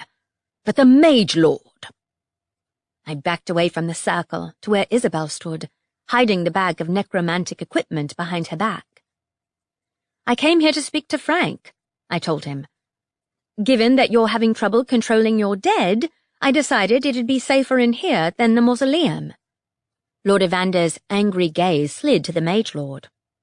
"You helped her break in." "She has an open invite," said Vance. "As do I, technically." "We're leaving anyway." The necromancers didn't have the answers. "Are you now? Lord Sidney, would you care to explain what you're doing?" "She wanted to know where in damnation you had disappeared to," said Frank. "And what stirred up every spirit this side of the grave." "Whatever it is, we've had 100 cases of undead all over the town," said Lord Evander. 3 of my people are missing, 12 are injured, and I've had enough of missing," Vance said sharply. "Since when?" "Since this morning. What business is it of yours?" "We have reason to believe a necromancer has gone rogue." "None of my people have gone rogue," snarled Lord Evander. "All right, chill," I said. "Just you know, as far as the mages are aware, the only people with the knowledge and ability to raise the undead are your people." Lord Evander approached me with anger flashing in his eyes. "None of my necromancers caused this. The 3 who disappeared were banishing the undead, not summoning anything." "And everyone's accounted for in the last week." His silence said it all. The Major's argument came to mind. Someone had tricked the guards. None of the necromancers bothered with anti-fairy defenses. Anyone might have fallen under a fairy spell. Lord Evander wouldn't have been able to tell the difference. All it would have taken was a minor distraction when the necromancers were banishing one of the many dead which had risen over the last month. Vance asked, "Are the undead gone?" "They are for now." "Look," I said cautiously, "don't blow up at me, but I'm 90% sure I know who's behind this. Calder, the half-fairy I killed a few months ago, wants to come back from the dead." "Calder," repeated Lord Evander. "Is he the one who turned the town into a summoning circle?" "Well, yes, but he's not exactly a normal ghost. He uses death magic. Except I'd taken away his magic. He must have ghosts acting on his behalf, the ones who died in the jail." He's giving people orders, I said. Somehow, from beyond the grave. Bull, said Lord Evander. Your fairies are subject to the same rules as we are. They're not mine, I said, bristling. Vance gave a warning look to Lord Evander. As Ivy said, we were leaving. I'd strongly suggest contacting myself and the Mage Council if anything happens again. Not if Lady Granville has anything to do with it, I couldn't help thinking. Damn it all. The necromancers didn't have the expertise in this situation. Even I didn't. None of us spoke until Vance had transported us back to the flat, inside the living room. Isabel switched on the light, pulling a thick, heavy book from her pocket. "What's that?" I asked. "The Necromancer's Handbook, updated edition." "Did you steal it?" Isabel gave me a faint smile. "I know where they keep their tomes. Saw them last time we came here. I recognized the witch spells. It has detailed instructions on spirit summoning and banishing, just in case." Wow. That'd teach me to underestimate my best friend. "You're amazing, you know that?" She handed it to me.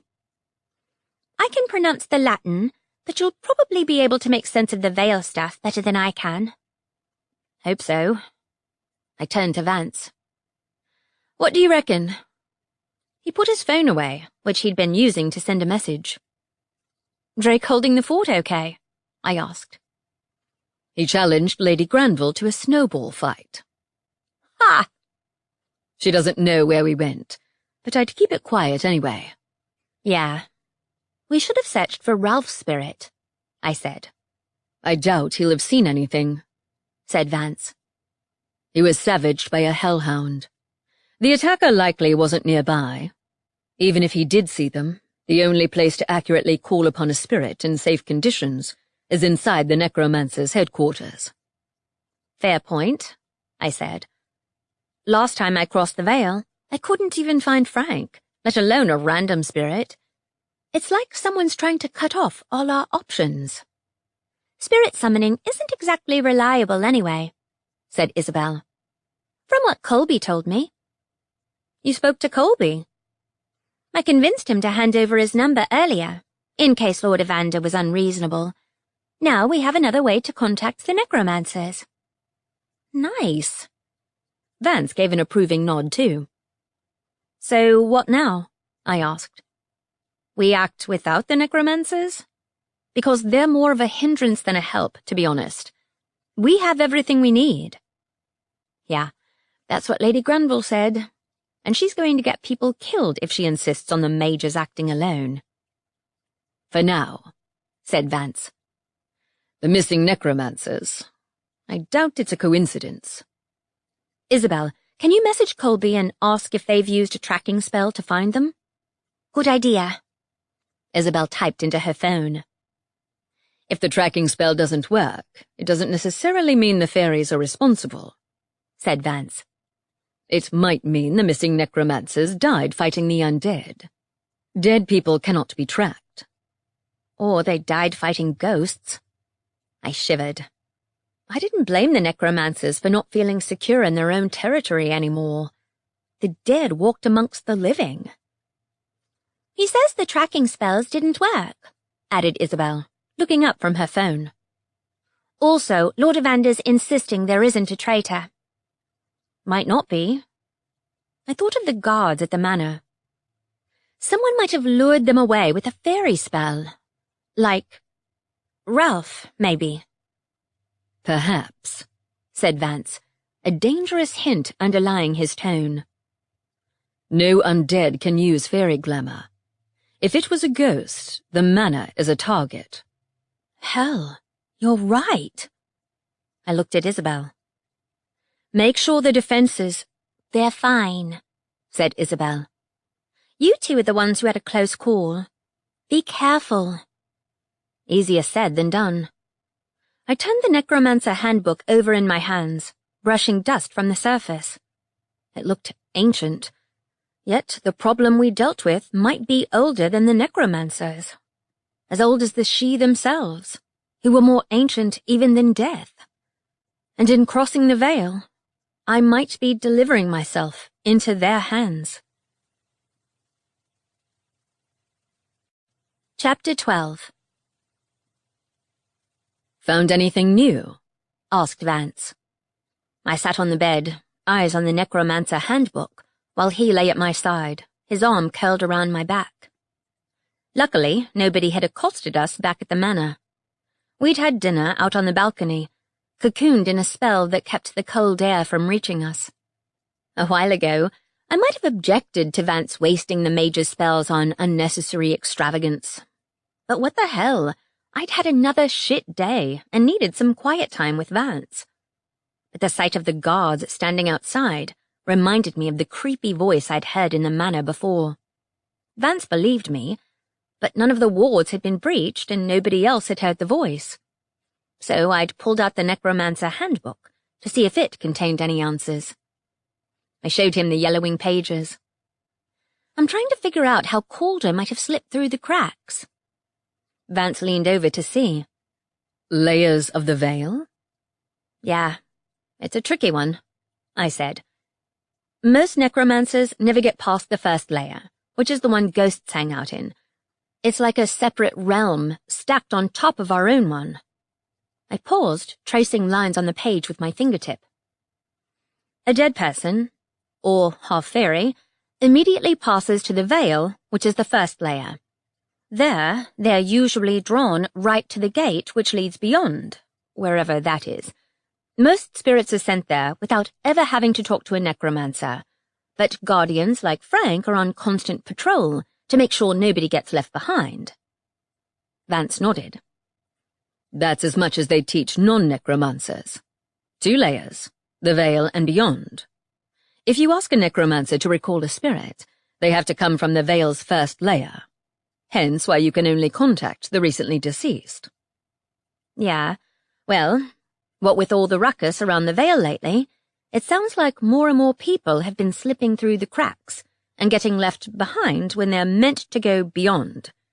If they have a certain number of necromancer guardians in charge of banishing spirits, Frank implied they lost half their guardians in the invasion when I guess they shoved every spirit through the gate into the beyond so they couldn't be recalled.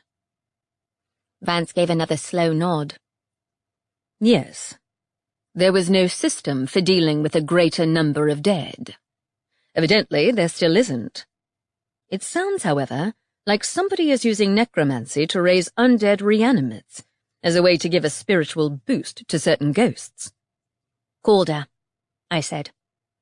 But I don't get how a dead person can do that. He must be acting through somebody living. Following what Velkas told him, said Vance.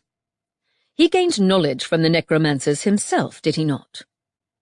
I sat up. You're right. But that means Calder might have recruited anyone. Vance placed a hand on my arm. Not now. We'll speak to the chief tomorrow. But it wouldn't surprise me if the jailbreak incident was caused by the person behind this. I chewed on my lip. Yeah, makes sense. Except Alon said she was pulled over the veil by a ghost. They already had the power boost. So why kill the people in prison? Because they served Calder, said Vance. Perhaps they were more use dead than alive. That's not a nice sentiment, at all. It fits in with our theory that someone acting in Calder's name put a spell on the necromancers who disappeared. They already knew how to summon undead and hellhounds.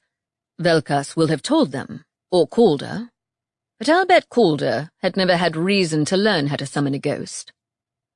Not until he became one. I nodded. He needed to learn from the other side of the veil. Question is, how did he manage to stick around? Frank never gave me a conclusive answer, but it sounds like being able to linger in the first layer is reserved for guardians. Never mind how Calder did it, said Vance. I don't doubt he'll tell us himself. What we need is a way to banish him permanently. Tell me about it. What a pain in the arse. Why can't fairies know how to stay dead? Wait, don't answer that. Guess it's because pure fairies are immortal. Their offspring have a permanent inferiority complex. This is Calder we're speaking of, said Vance. He's not a sophisticated thinker, and his plans have a tendency to backfire. Yeah, but he can still mow the world down in the process. He doesn't care what he does, as long as it gets him what he wants. He's dangerous. Maybe more dangerous than Avokis was.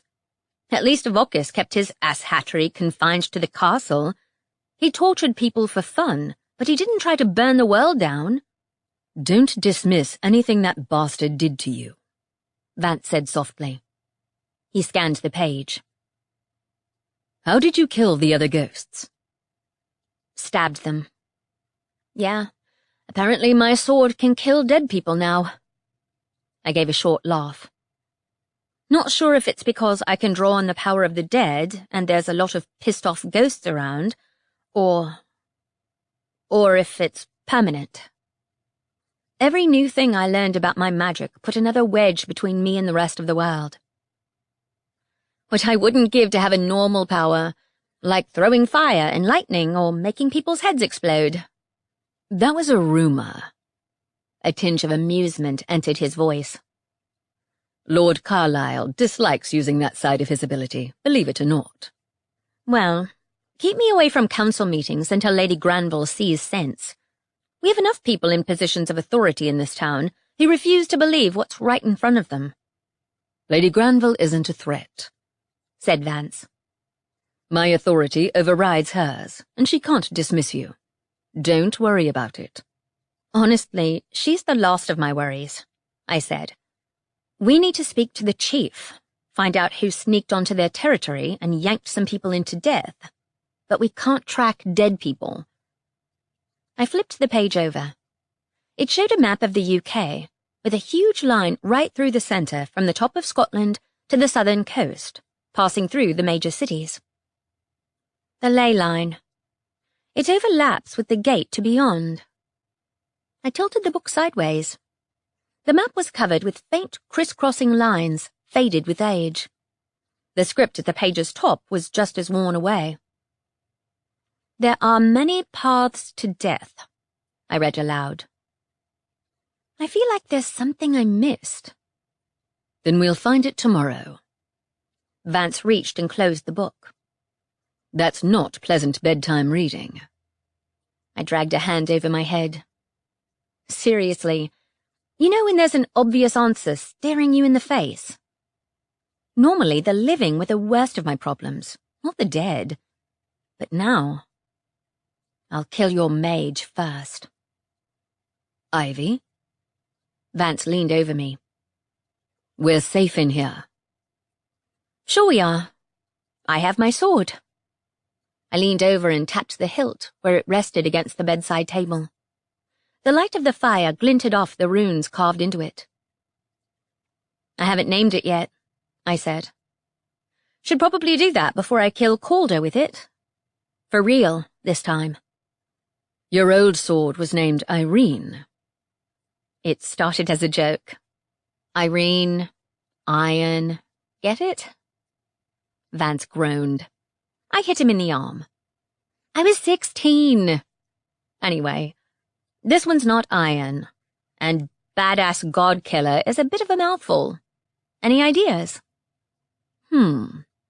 Might I suggest Helena?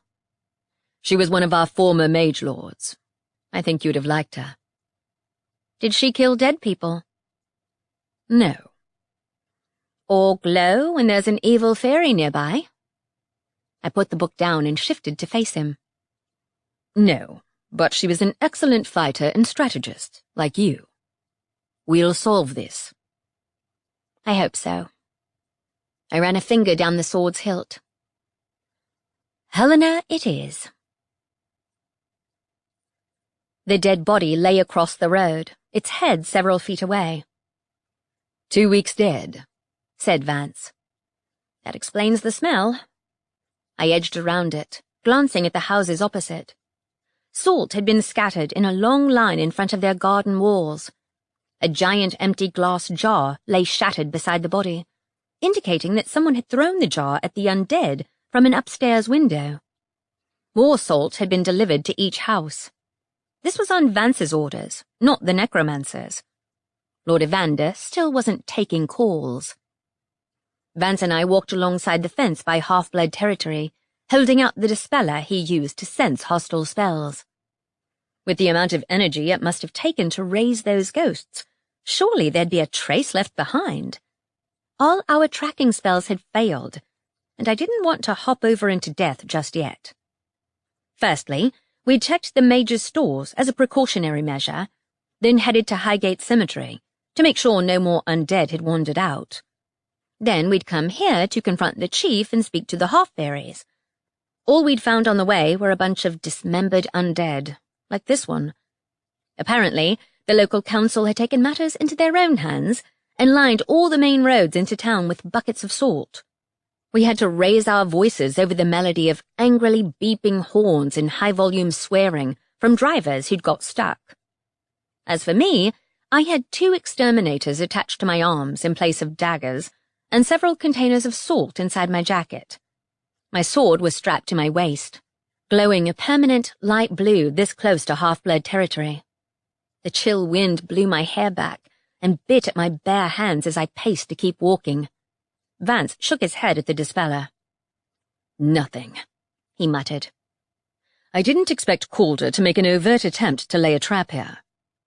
He's an attention seeker, I said. He wants me dead, but he'll do it in style. I paused outside the gate to the half-blood's main entrance. A familiar figure in green armor approached, flanked by 2 ogres. Here we go. Mage Lord? The chief jerked his head irritably. What is that? A dispeller, said Vance. Have you seen any undead on your territory? Certainly not. Or hellhounds? I asked.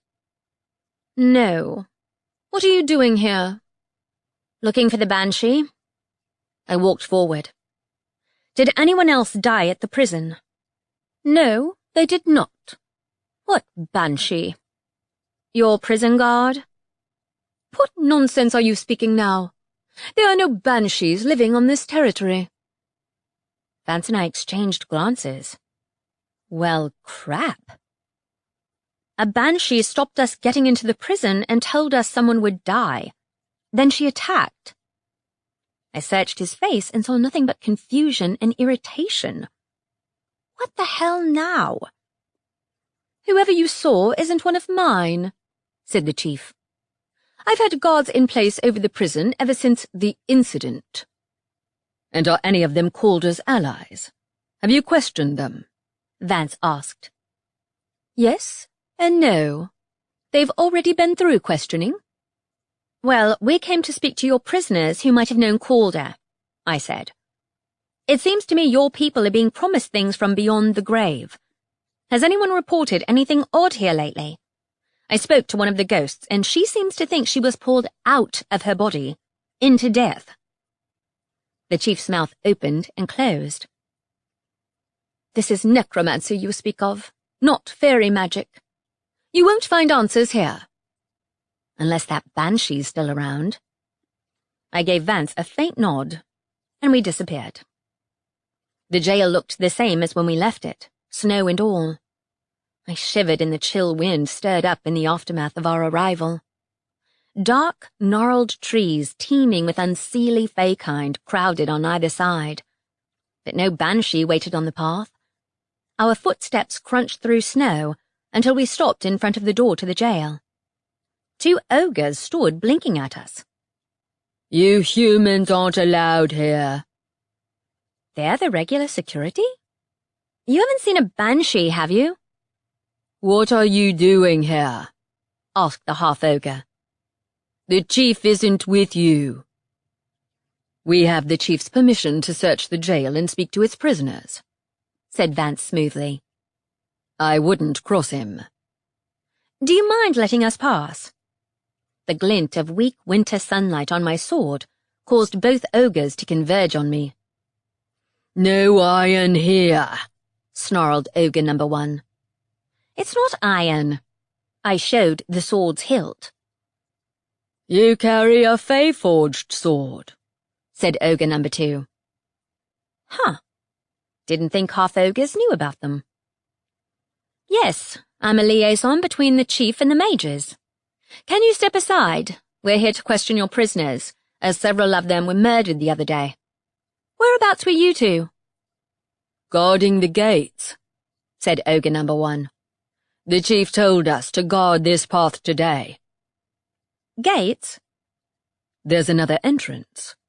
Vance frowned. Did someone tell you to leave this path the other day? Chief's emissary did, said ogre number 2. No, he didn't, said the other. Yes, he did. I watched with raised eyebrows. Yes, he did. Ogre number 1 shoved his fellow ogre halfway down the path. I stepped back out of range of the brawling fairies as the second punched the first in the mouth and knocked out several teeth. Vance took my arm, and we reappeared on the jail steps, where he pushed open the wooden door. I glanced back at the ogres and saw one bodily throw the other into a tree. I winced and swiftly followed Vance into the narrow entryway. So, said Vance, the Banshee isn't the real guard. Apparently not. I'd bet my sword she's the one manipulating people. I pulled my weapon out, which cast a blue-tinted glow into the gloomy corridor. Cells lined both sides, some barely large enough to accommodate their hulking half-troll inhabitants. Damn, I said. At least the half-fairies don't screw around with their punishments. It's bloody freezing in here. My hands numbed on the sword's hilt, but I didn't dare put it away. None of the prisoners seemed to notice our presence as we walked through the corridor. You, Vance pointed at a slumped figure. Tell me what happened during the jailbreak the other day. You're not the chief, said the guy. He looked about 16, dressed in a filthy t-shirt and jeans. Wait, Mage Lord, I swear I didn't. Didn't what? I inquired. I don't deserve this, said the guy petulantly. I provoked him because he insulted me. I shouldn't be locked up with murderers. He promised. Calder? I interrupted. Who? That settled that then. A strangled yell came in from outside. I tensed, before remembering the ogres we'd left clobbering each other by the doors. Oops. I don't care who you are or why you're here, said Vance. Several of you died in the jailbreak. Who broke open the jail and who killed you? I didn't see. It went dark, then cold.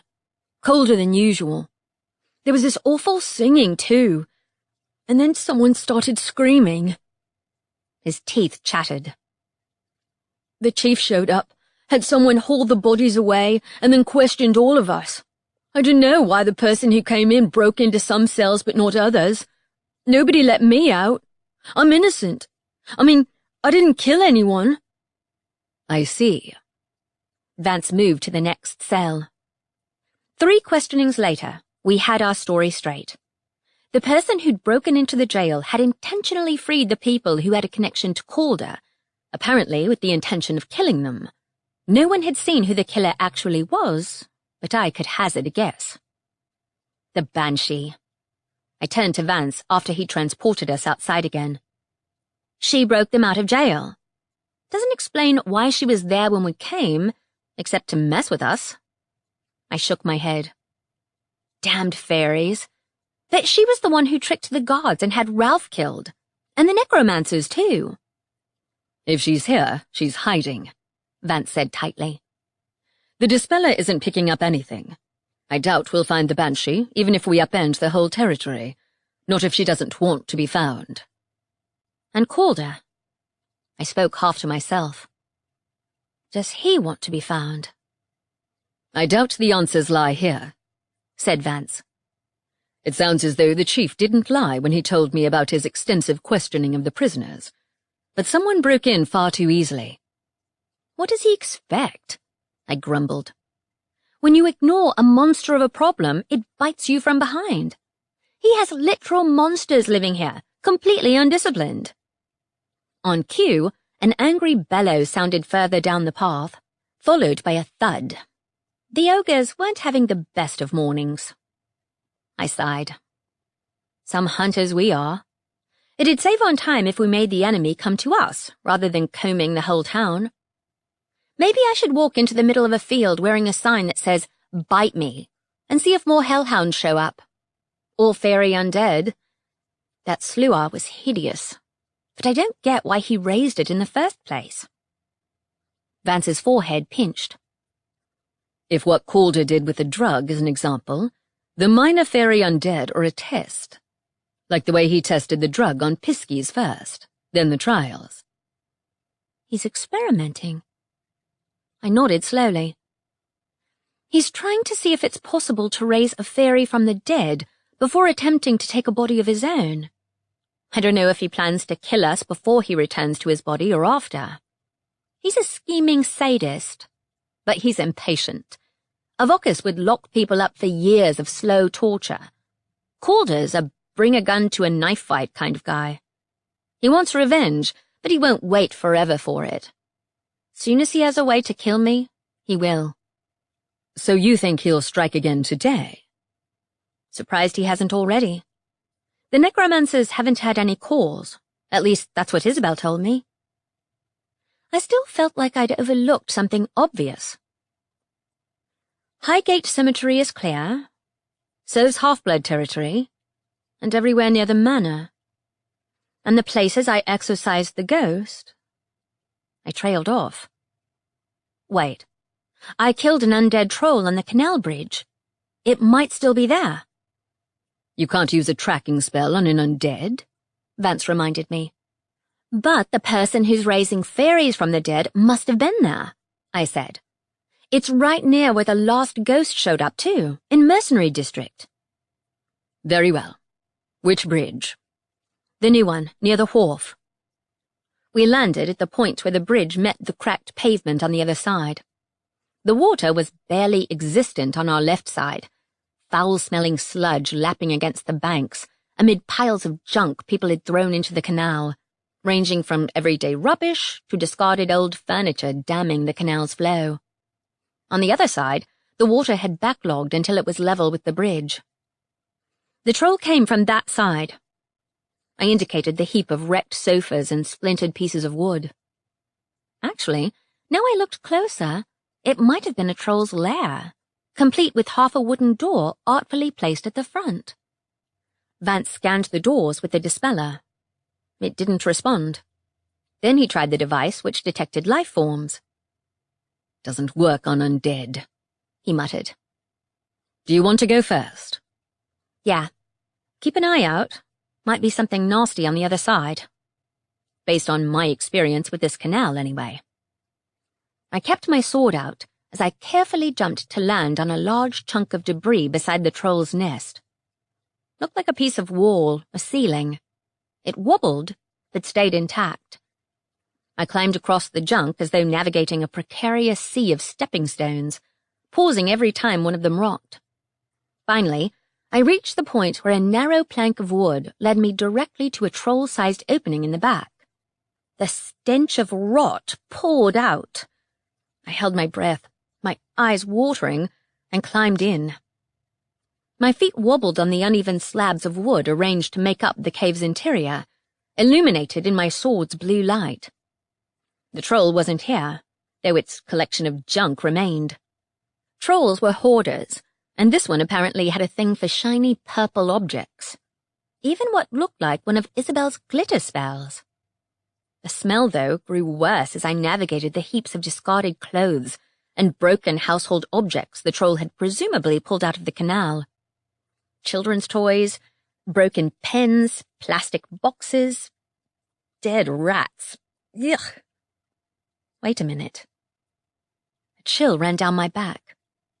I crouched down beside the small heap of dismembered rodents and saw the chalked remains of a summoning circle. Oh, hell. Necromancy. The person who'd raised the troll from the dead had been here. The smell, however, didn't come from the dead rats. I straightened up and walked to the back of the cave, where it joined with a smaller cave.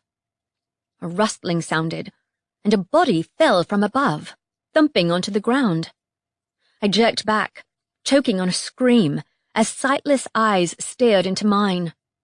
The bodies had been shoved roughly onto a shelf above the entryway, their bodies torn and mangled. Humans. I recoiled, shuddering. They hadn't gone pleasantly. An arm stripped of most of its flesh dangled on the floorboards, half severed. Taking some calming breaths, I backed out of there. I grabbed a cleansing spell from my pocket and threw it into the lair, over the rats.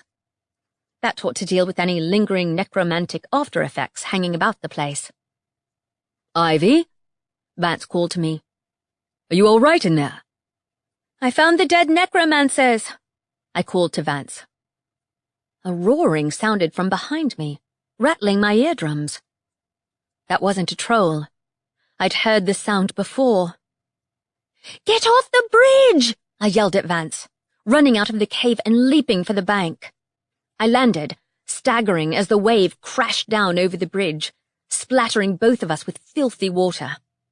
Vance swore, a blade appearing in his hands, in time for a tentacle to rise from the water, grabbing for our feet. Vance's blade severed it in two, and my own sword jumped into my hand a moment later. Decomposing tentacles lashed out, leaving the stench of decaying fairy blood in their wake. Vance's sword cleaved through two of them at the same time, a second blade materializing in his other hand. I cut down another, only for two more to rise in its place. "Hell," I said. "I think this is the Hydra I killed last year." "What?" Vance growled, cutting at the nearest tentacle.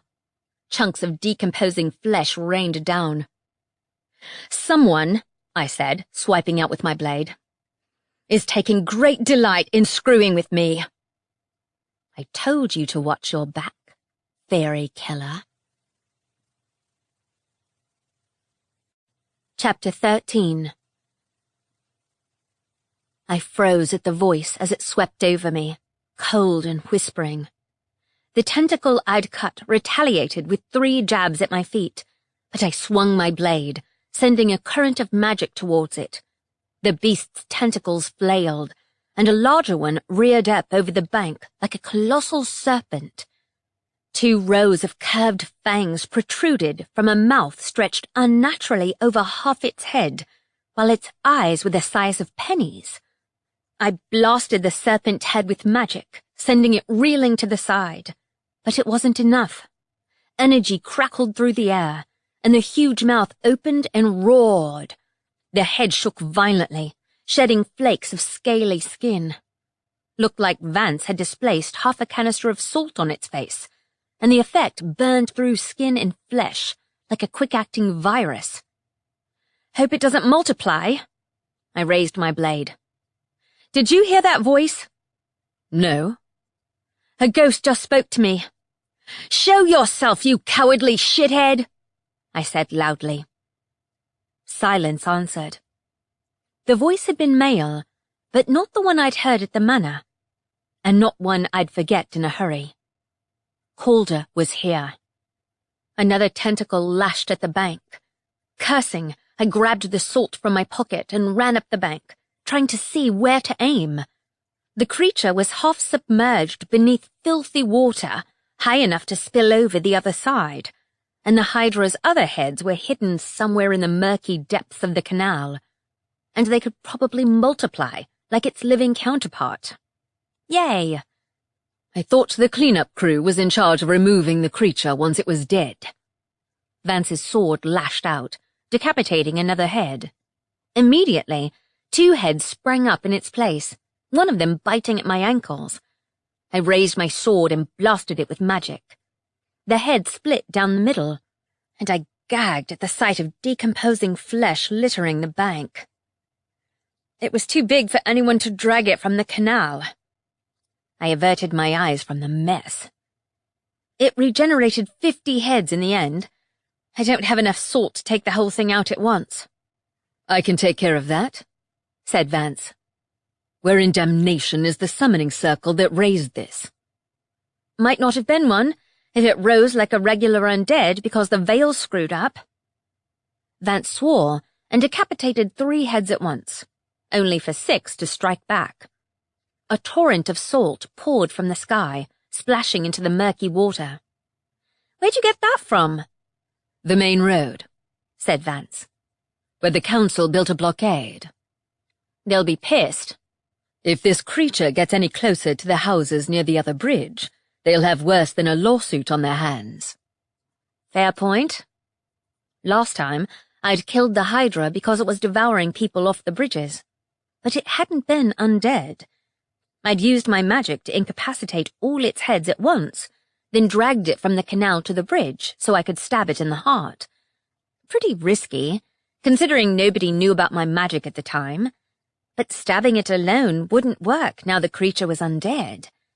The Hydra could thrive both in and out of water, and cutting it like last time would just piss it off. I needed another plan. Another small mountain of salt crashed on top of the creature's flailing heads, and a deafening roar sounded. Fangs snapped at my ankles as my sword bit into its scaly neck. I drew the blade in a smooth slash, and the head fell apart. Vance fought a similar battle at my side, but in order to get up close, I needed to wade into the shallows. Wait. Hold on, I said to Vance. I've got an idea. I let the blue haze of magic flood my body, forming a shield, and moved closer to the canal. The Hydra's head struck at me and rebounded from the shield surrounding my body. Gotcha. Not only could the creature not touch me, the probably poisonous canal water couldn't either. Vance shouted my name as I leaped off the bank, crashing into the water. Even with my magic acting as a shield, the water rose high, lapping at the bank, but not a single drop touched me. Get to the other bridge and get ready to move the water, I yelled over my shoulder. I'm gonna lure it out. I slashed at another head and turned in time to see Vance flash me an exasperated look. Mind letting me in on your plan? You read my old file, didn't you? Not that. Vance slashed at another tentacle. Even you wouldn't be that reckless. I'm not going to dignify that with an answer. Watch your back. I waded further into the canal, magic fanning out around me. The water would come up to my waist, if not for the shield keeping me dry. If my concentration slipped and I let it drop, I'd have an impromptu swim, but I needed to get the creature out of the water. I hoped my plan would work. Moving my sword in careful patterns, I drew one head's attention onto me, then 2. Behind me, the sound of movement told me Vance had caught on to my strategy. Movement beneath the water. I kept backing away, my shield repelling its biting teeth and grabbing tentacles. Then I hit the shallows. The Hydra kept moving. Vance raised a hand. The water shifted, pulling back over the creature's heads and towards the blockade at the other bridge, where the troll's old lair remained. Not for long. The shift of the water brought the creature out, exposing more of its giant, hideous heads. My shield seemed to be driving it crazy, but it couldn't get a grip on me. I kept moving back until I stood on a level with the other bridge, suspended in the water, which was already shifting towards the first bridge at the troll's lair. Behind me, Vance gestured, and the water around me shot towards the dam. The creature's head flopped as its huge body was revealed, in time for a final wave of salt to crash onto it. The creature's heads lashed at me at once, but I let the magic go in a shockwave that shook the water, the ground, even the bridge. The creature's fragile body shattered into a mess of fragments. I winced at the sound of breaking glass from the few buildings backing onto the canal. At least broken windows would be better than being devoured by the dead. As the canal surged back, I leaped to land on the bridge beside Vance. That, he said. Was impressive, I interrupted. Aside from killing the Hydra, We'd also broken through the dam which had blocked the canal for years. Water flowed ahead where the troll's lair had been, higher than I'd ever seen it since the invasion had wrecked this part of the city. I was going to say suicidal. I looked down. In the shallower water below, bits of dead hydra were scattered. More littered the bank, along with... "Undead," I gasped. A line of pale, half-decomposed bodies had crawled out of the bushes near the bridge. Humans, not half-fairies. More than a few people had died in the canal. There didn't appear to be a summoning circle either, because I'd have found it under the water. No, the only summoning circle had been inside the troll's lair. Maybe the troll had been a test run. The undead moved, and I swiped at them with my sword. Vance displaced 3 of the undead, throwing their flailing bodies into the salt-strewn canal. Well, that's one way to handle it. I watched the undead disappear under the murky water. I need to cross the veil and figure out what the hell's happening on the other side. I can put up a boundary so nobody can hurt me. You deal with the undead. I'll hop over the veil before he can hurt anyone else. He spoke to me. He wants me to find him. The canal stirred. Vance moved towards the bank, and I followed, already drawing my magic into another shield.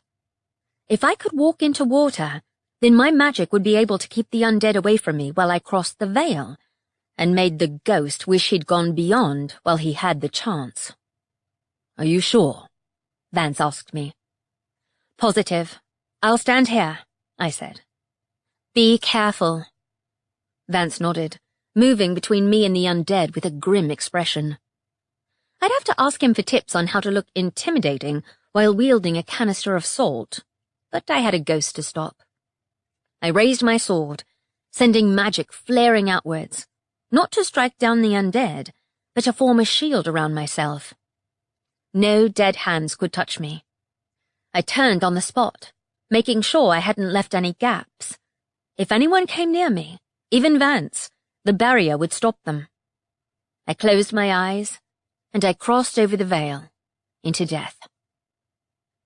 I didn't expect it to be so easy. Between 1 second and the next, I slipped out of my body into the semi-transparent, ghostly form I inhabited in death. The owner of the voice mustn't have gone far. Death was localized, which meant the person responsible for those necromancers' deaths, the person who'd raised the Hydra, was right here. Grey smoke swirled around me, underneath my feet. This time, instead of appearing like a formless web of nothingness, death had the dimensions of a path, and I stood right at the center. "You're so keen to die, Ivy Lane," said Calder. Chapter 14. Calder. The face that had haunted me for months. The half-fairy who'd promised vengeance on both me and Vance. The tall figure who'd terrorized my dreams looked less substantial up close. His pointed face and ears made him look younger than in life, and his shoulder-length silver hair was now transparent.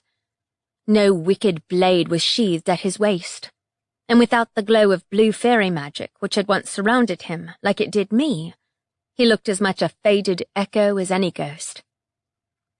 "Enjoying death?" I asked. "I'm disappointed in you, Calder. I thought you wanted to stay hidden." "I want." His eyes roved over me, icy blue and sharp. "I want nothing more than to watch you die, Ivy. No cheating death this time."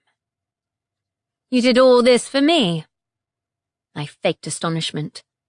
"You sent creepy voices after me, murdered Ralph, dragged a bunch of people into death, caused a riot at the half-fairy prison? Anything else I missed? Did you decide to steal from a bunch of orphans and kick some puppies just for the hell of it, too?" "You haven't changed a bit."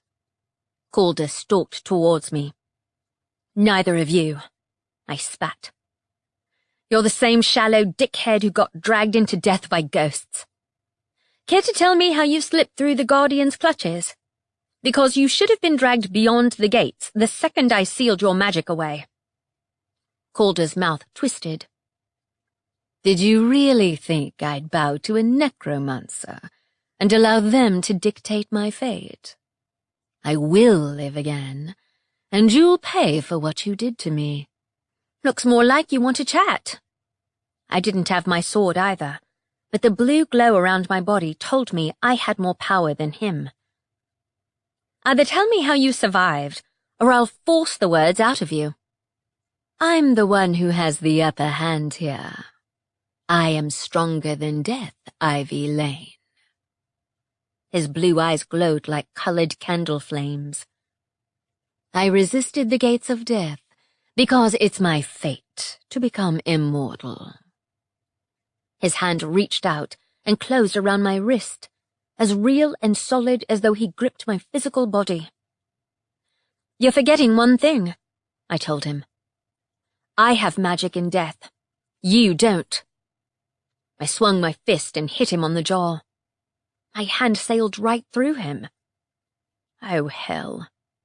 Apparently, he'd only solidified one hand. I stumbled, unbalanced, giving him the opportunity to lock my arm behind my back. Even as a ghost, he was surprisingly strong. I deserve to live, Ivy Lane, said Calder. And you are going to die. He brought his arm around my throat to crush my windpipe. My feet jerked, and the lack of reaction when I kicked him told me he hadn't solidified the rest of his body. He knew death better than I did, not least because my non-existent body was doing a pretty convincing job of telling me I couldn't breathe. Fuck you, I wheezed, imagining the magic around me as a barrier. I could draw on emotions, and surely here in death there was no shortage. Blue light ignited the grey, and the grip on my neck disappeared. I spun around to find Calder had disappeared. Nice. My magic worked, but I doubted it'd be as effective here in death as in the waking world, without my talisman sword. Still, it was worth a try. Blue light flared from my hands and arms, arcing through the grey haze. I concentrated on the anger burning through my veins in the waking world. This dickhead had killed Ralph for no good reason, not to mention those necromancers and the half-fairies at the jail. He deserved worse than death. My father's magic, snarled Calder's voice, was never meant to be yours. His hand lashed out. I caught him by the wrist in a very quick motion, dragging his transparent body out of the air. Then I delivered a kick to his head. Amazingly, the blow connected, though with less force than if I'd kicked him for real. He fought against my grip on his wrist, not reacting with any pain at all. Weird. It had hurt when he'd strangled me, even though neither of us had physical bodies. Maybe he didn't feel pain because he'd been in death for longer. Maybe it was a psychological trick that I felt anything at all. I kicked him again, blasting him with magic through my palms. This time he flew back, anger twisting his mouth. You're still the same as you ever were, he hissed. You don't understand the power you wield. A torrent of energy shot from his palms towards me. I dodged, icy air humming past, and alarm shot through my veins. He had magic. How? Did you think you took everything from me? You're wrong, he said. I inherited my magic from Avocus. Even the spell you used to bind the power I gathered in the talisman Velkos gave me didn't take away my blood. I'm descended from a lord of the Grey Vale, and that won't ever change. Neither will your being a massive prick, unfortunately. His sword had been destroyed after I'd bound all the magic he'd gathered, but it made sense that the magic Velkos had given to him was separate to the gift he'd inherited in birth. The blood that ran through the veins of a Faerie was magic in itself, and the she most of all. Fairies didn't inherit a carbon copy of their parents' gifts, and the magic I'd stolen from Avocus hadn't been his to begin with. He'd been stripped of his power when exiled, then stole the magic he'd gone on to rule his own corner of the Grey Vale with. The same magic that had passed on to me when I'd cut his throat with his own blade, unintentionally winning its allegiance. But that meant I didn't know what kind of magic Calder had. I'd never found out what Avocus's original gift had been. Powerful, surely, if he'd killed another she-lord before being exiled. I fired magic back at Calder, wishing I had my sword. My attacks seemed weak without it, fizzling out before they struck. You can call on the spirits to fuel your power. When I'd done so, in the Grey Vale, it hadn't been pleasant, but I wasn't in a place with many options. I imagined the raging pain of the spirits trapped here, flooding me, like it had back in Faerie. Pain and anger burned through me, and energy burst from my hand in a shimmering wave of blue light. Calder leaped at me, high above the energy stream. I'd forgotten how fast someone with she-blood could move. I retaliated with another attack, but Calder deflected it. He must be using a shield. I couldn't pause and figure out the rules of fighting in death. If he dealt damage to me, logically I ought to be able to hurt him back. But then I was alive and had a physical body. He didn't. Upside to fighting in death. No danger of running into other obstacles. I ran at him in a move that would have knocked him flat if we'd been in the real world. As it was, I careened right through him, not needing to steady myself because there was nothing for either of us to crash into. Unfortunately, while he was playing in transparent mode, I couldn't land a hit on him either. His shield kept my magic from hitting him. "Any reason you're stalling?" I asked. "Thought you had a big, impressive master plan involving ripping the veil open, flipping off the pure she and setting your hellhounds on anyone who disagrees with you.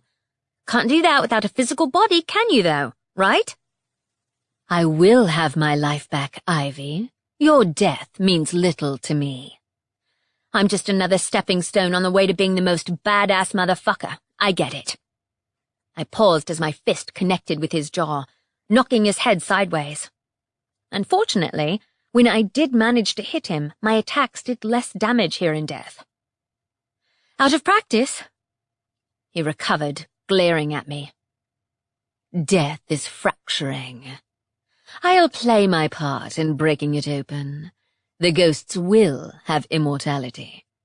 I didn't lie to them, unlike Velkos." Ha! I delivered another punch, which missed. "Pity.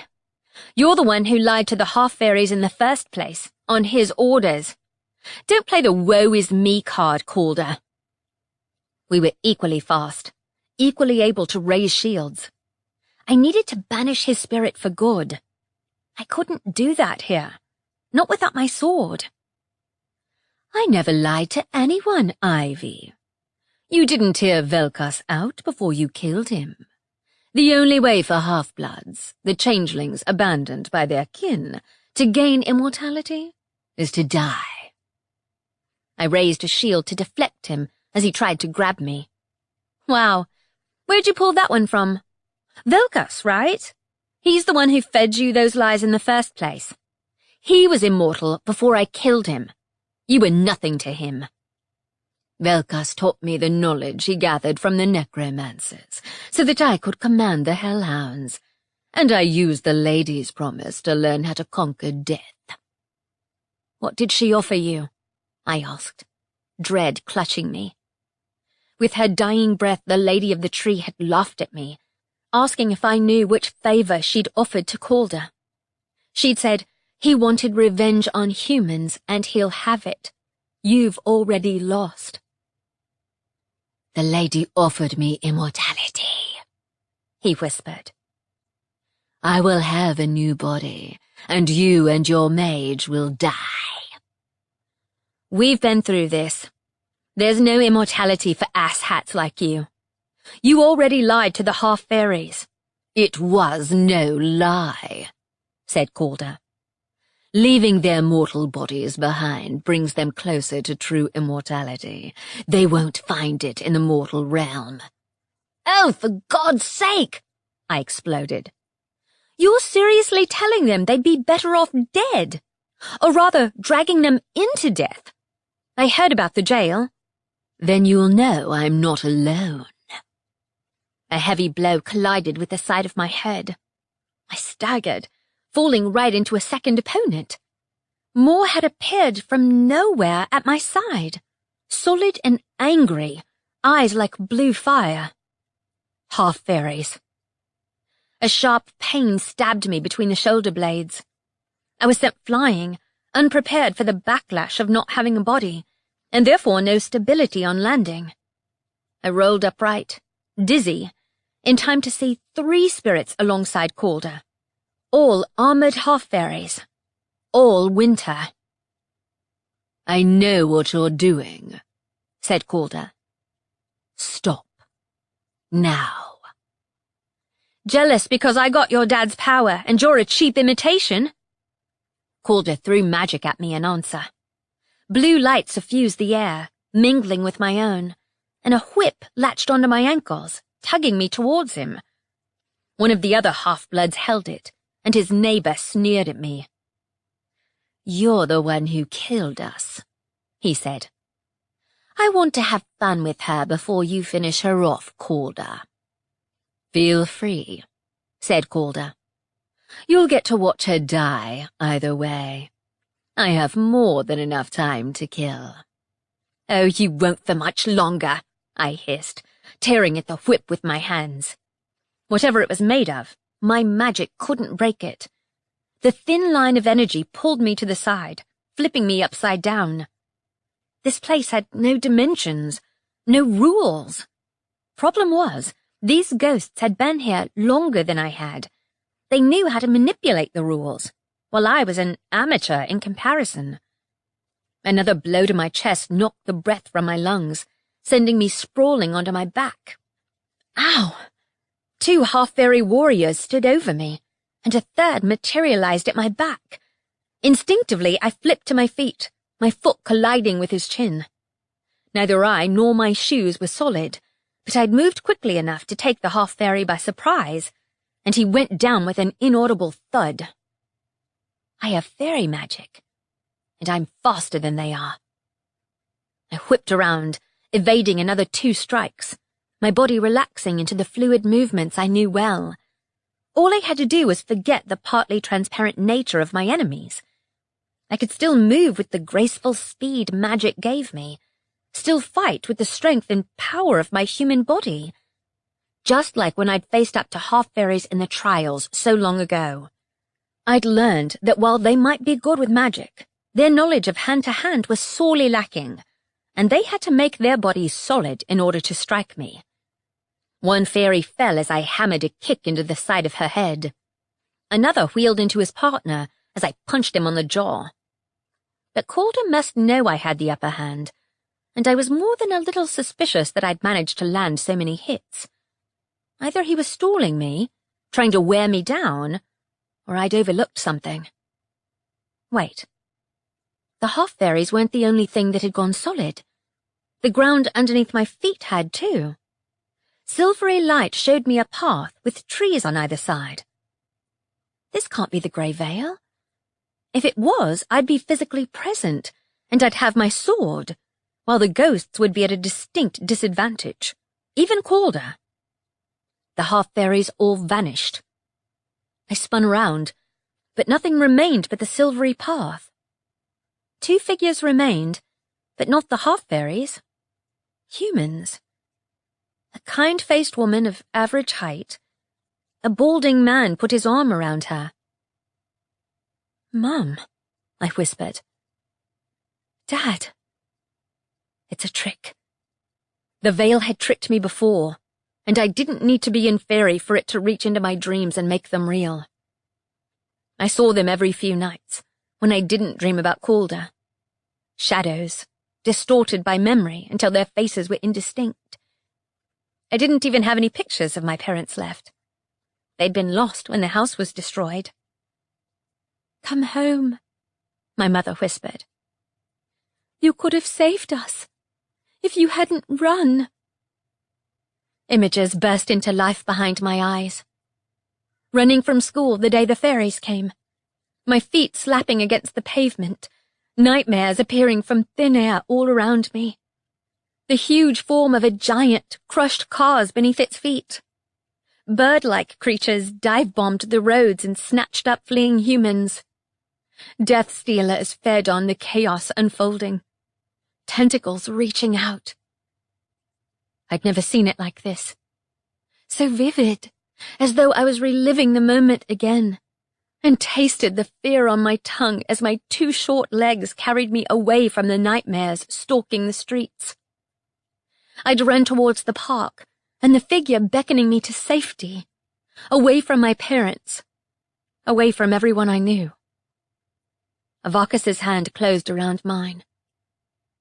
"Welcome to your new home," a voice whispered. "I've made it comfortable for you." "We've been through this already," I said loudly. "You can't use my past to screw with me anymore. I took the sword, claimed Avakis's power, and I'm free." "Not everyone would agree, Ivy." The voice wasn't Calder's. No. I'd heard it before. One of Avakis's guards, who I'd killed. I thought he was in the Grey Vale. For him to appear as a ghost meant he must be half-blooded. And he wasn't the only one. 3 more troll-sized ghosts flickered into existence, their hulking bodies somehow taking up even more space as ghosts than they had in life. "You woke us up when you claimed your power. Now we'll take it back." A dozen other ghosts appeared, human-shaped, overlapping in a whispering crowd. Calder. What had he done? The spirits from the castle. These were the ghosts of the people left behind when I'd knocked Avakis's castle down and tore my way out of Faerie using his magic. "This is your doing, Ivy Lane," said Calder's voice. "You claimed his power, and now you'll pay for it. Every spirit woke when you took Avakis's talisman, even here, where nobody can die." Shit. I'd unknowingly stirred up the spirits on both sides of the veil when I'd won the talisman. His ability drew on death itself, and even though I'd hardly used it the last 2 months, the damage was already done. I'd skipped over the veil, dragging the lady, the life-drinker talisman, and a god with me. It was my fault Calder had been able to come back. I'll just have to finish him first. I braced my hands to fight off the spirits, taking deep breaths to stop myself panicking as they converged on me. My body was transparent. I had my magic. I conjured a shield and shoved outwards. The spirits were pushed away, long enough for me to get back on my feet. The paths of Faerie warped and twisted around me. We were halfway between the veil and death, in limbo. Calder stood at the back, watching the other spirits. Holding my shield around myself, I shoved my way through to him. "You won't win this, Ivy," he said. "I'm undying." I snorted. "That's the best you've got." I pulled fiercely on all the anger and hate I knew he must be hiding under the surface. Sure enough, my magic's glow grew brighter, but he didn't move. "I know what you're doing, but it won't work. Death itself is on my side. I'm going to live." I'm the one still living. I fired magic at him. It passed right through his transparent body. Damn it! Ghostly hands grabbed onto me, dragging me back. How could they be solid? I didn't know how to make my body go transparent again. Gritting my teeth, I shoved outwards with my magic. A whipcord of blue energy lashed out, locking around my neck, Icy air choked my lungs, stealing my breath. My magic can't be destroyed, even in death, Ivy. I'll have it back, and more, when I have a new body. I gasped, struggling for breath. Numbness flowed under my skin, freezing my steps. Aching cold spread through my chest, as though I was being frozen from the inside out. Magic. It's his winter magic. A Vocus. He'd once told a story to the captives about a winter she-lord who had the power to freeze the blood under someone's skin, to stopper a man's lungs until he suffocated. He was talking about his own power, the one he lost when he was exiled. And Calder. His magic had found my body, and I was suffocating. Not my ghost, but my real body, trapped behind a shield in the waking world. Hell. Hell! I tried to fall back into my body, but the icy feeling persisted, freezing the skin on my bones, locking me into place. Calder moved forward, and his hand crushed my throat, sending blistering coldness down my spine. Your words no longer matter, Ivy. You're already dead. But my magic's here. I'm alive. I should be stronger. My magic's from death. Blue strands wrapped around my hands. The movement was slower than it would have been in the waking world. But when I directed the energy outward, it smacked against Calder's shield. His hands were forced away, and the magic formed the shimmering outline of a sword. Aha! I wasn't in Faerie. I couldn't make my thoughts real, but I could manipulate my magic here in death. I held the sword in shaking hands, even as the freezing sensation overtook me. If I didn't wake up, God only knew what had happened to my body. The sword lashed out. Calder hissed in anger, falling back.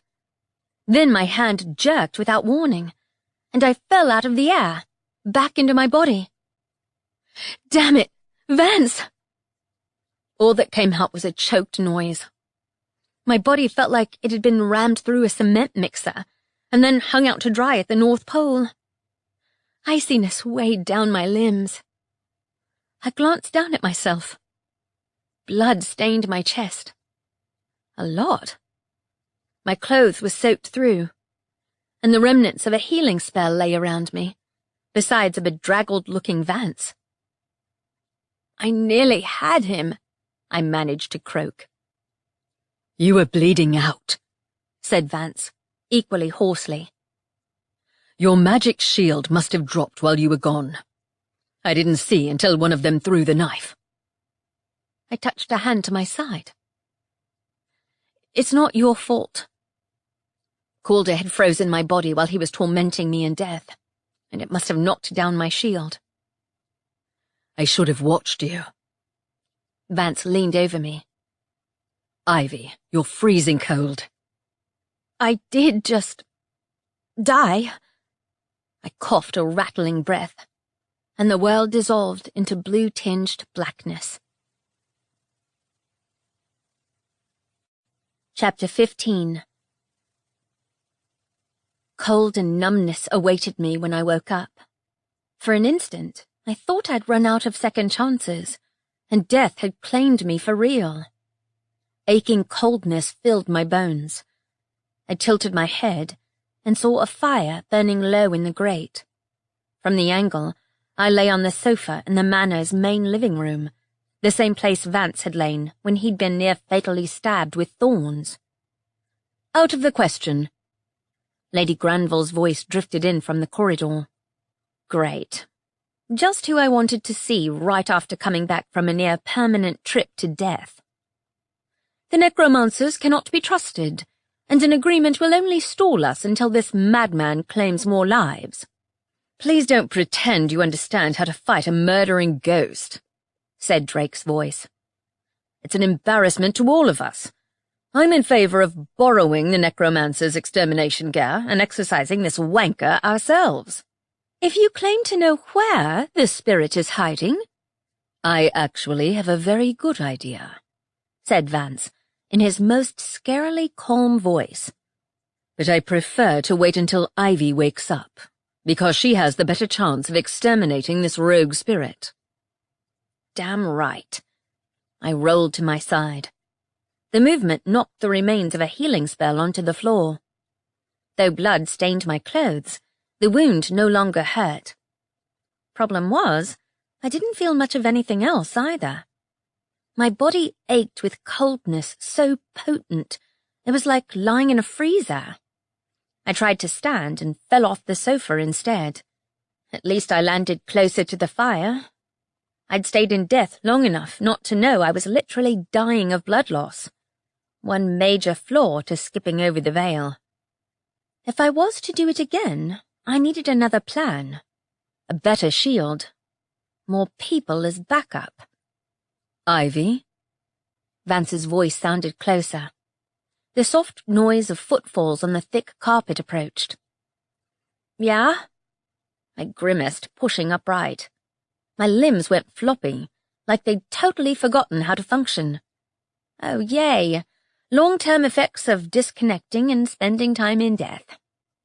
Vance crouched down beside me, worry etched in lines on his face. Are you okay? I can't feel my fingers. He interlaced his hand with mine. Does that help? No, but it's nice. I squeezed his hand and kissed him on the mouth. His hair had curled at the edges, presumably from showering, and he smelled clean. Sorry, my hands covered in blood and other crap from the canal. Don't worry about it. He lifted me to sit upright on the sofa and conjured a cleansing spell. It took 3 spells to restore my clothes to an acceptable state, and I didn't even want to know what my hair looked like. How long was I out for? All evening. It's past 10 o'clock now. There have been more ghost attacks, more undead, but no signs of Calder. I kicked him good. I coughed. Bloody hell, it's cold in here. Drink this. Vance conjured and handed me a steaming mug. I sipped the warm liquid and nearly choked on the herbal taste. Yuck! That's not hot chocolate. It's an energy restorative. I find it helps when I overextend my shifting abilities, so I thought it might work on you. Healing spells only regenerate so much energy. I worried when you didn't wake up. It tastes like death, I said, but took another sip. Some of the warmth came back to my fingers. I'll ask Quentin to bring you some soup. What happened over there? I told him. He listened with deceptive calmness, though when Vance was in this particular realm of quietness, he was thinking of ways to dismember people. I devoured the soup, explaining my confrontation with Calder between bites. I don't know where he disappeared to, I finished, but it seemed to tire him out to use magic as much as he did. He used magic on your body while you were in death. Vance watched me, eyes blazing with anger. I should have been keeping a closer watch on you. I'm sorry. It's not your fault, I said. You probably saved my life twice over, considering his magic was freezing the life out of me.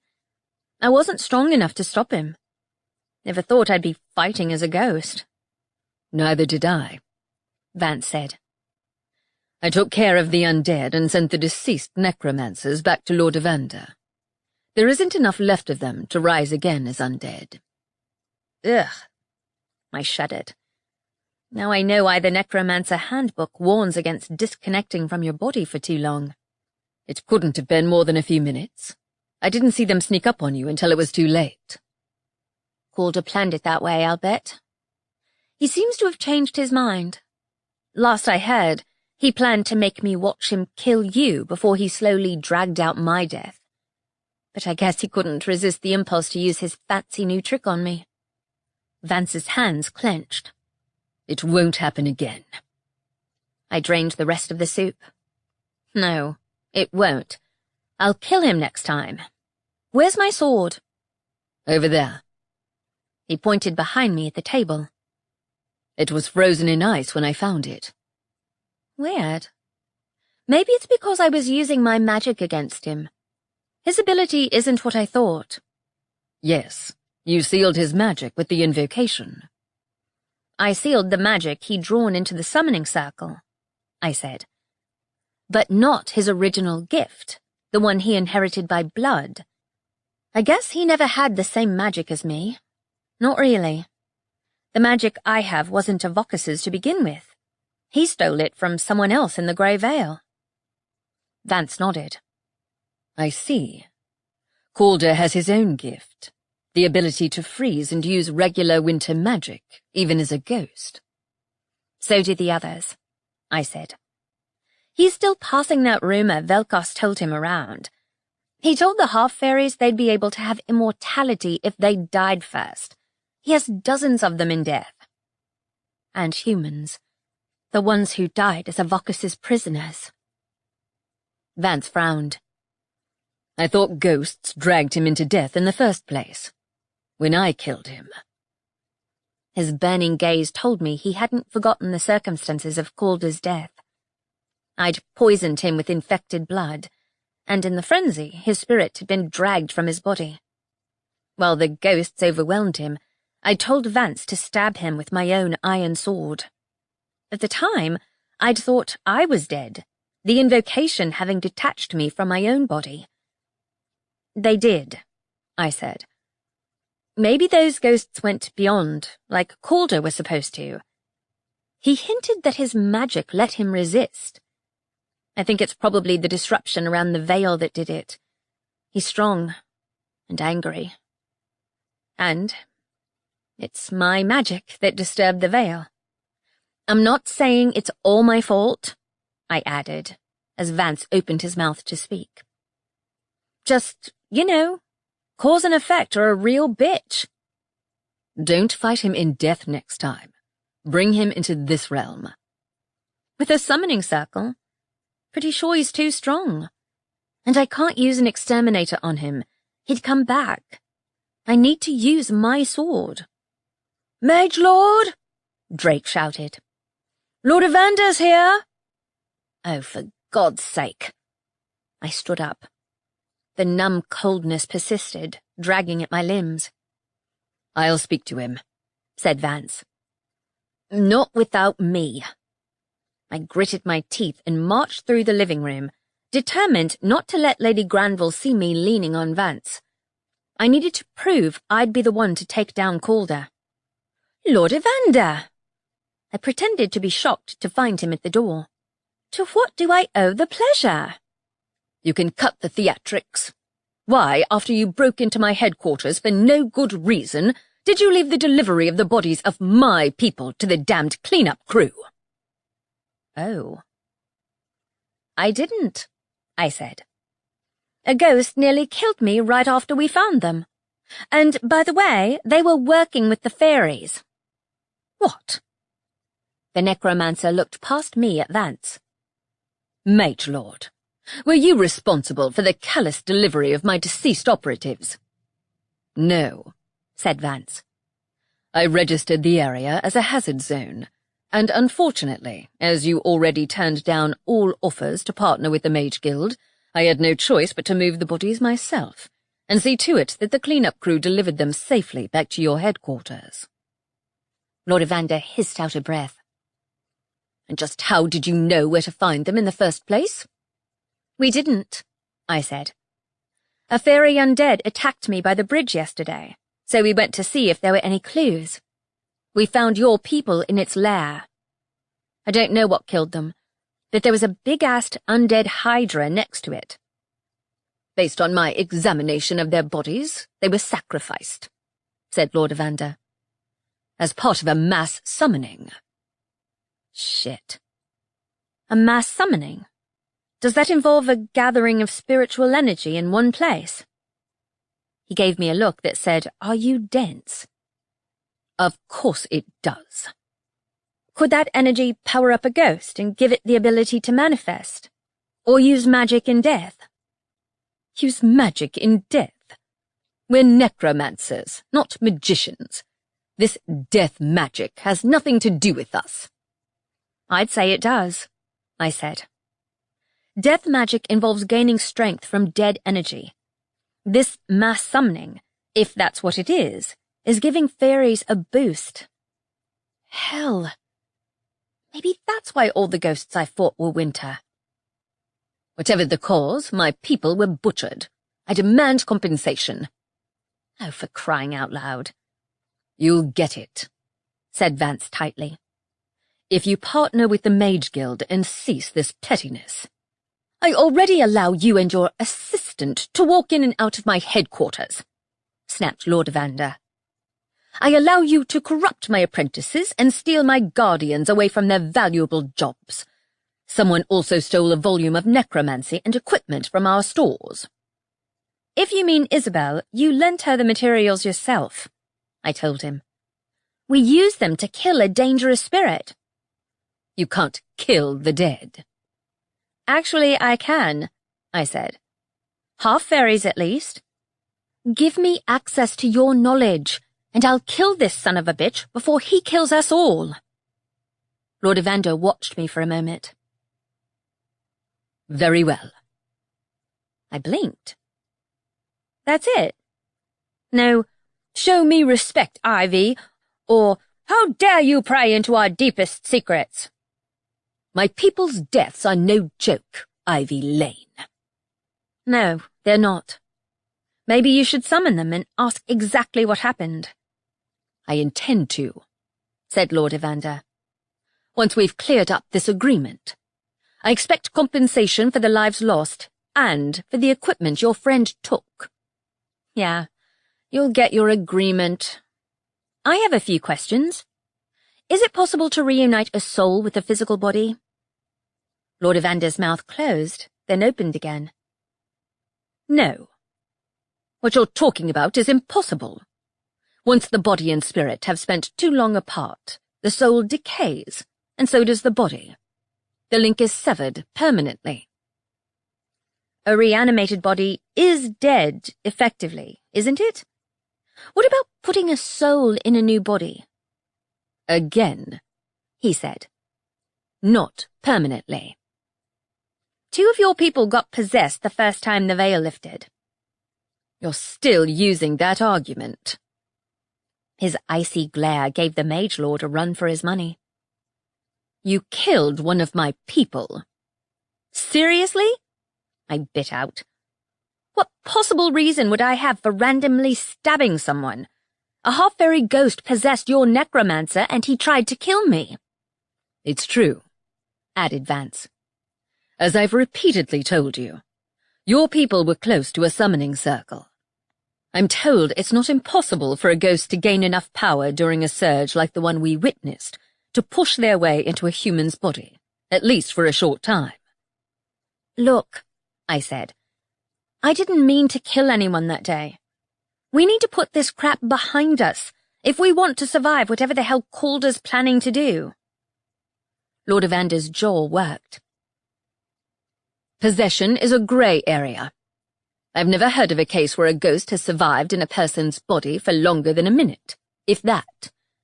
Especially if the person being possessed is still alive. It'd take a power surge as strong as the invasion to unite a soul with a body, and it's impossible for the connection to be permanent. Calder's plans have never exactly been workable, I said. But he has conviction, and that's dangerous enough on its own. How do we lure out a ghost who managed to avoid being taken beyond? You have been reading my guidebooks. Know the enemy. I gave him a winning smile.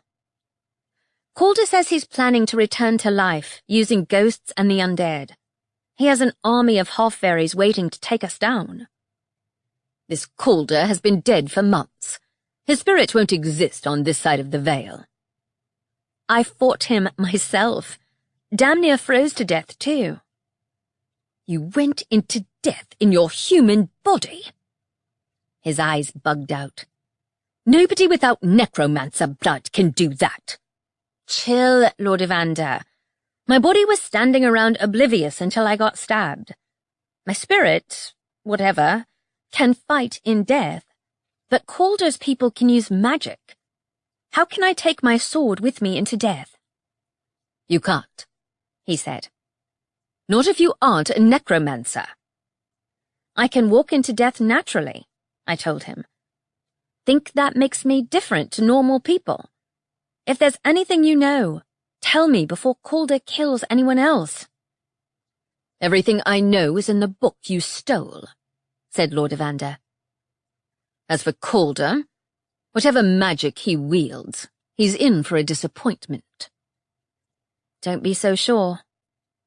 I'll bet he knows more than the necromancers do. What would you do if you were desperate to return to life? Where would you hide out? A key point where the realms overlap, said Lord Evander. I've checked the ley line 12 times before you accuse me of shirking my duties. I had reason to believe the dead were raised on the line, but if they were, no trace remained. Then he must be hiding somewhere else, said Vance. Ivy didn't kill him. Our wards keep out both living and dead fairies, but the threat Calder poses is a high-grade one, all the more because anybody in the city without an iron ward is vulnerable to attack. The other ghosts he's recruited are equally dangerous. Ghosts, said Lord Evander, are not capable of manifesting for long enough to recruit anybody. Say they are, I said. Can we speculate on what you'd do if I'm right? He gave me an ugly look. Seal ourselves underground like we did in the invasion.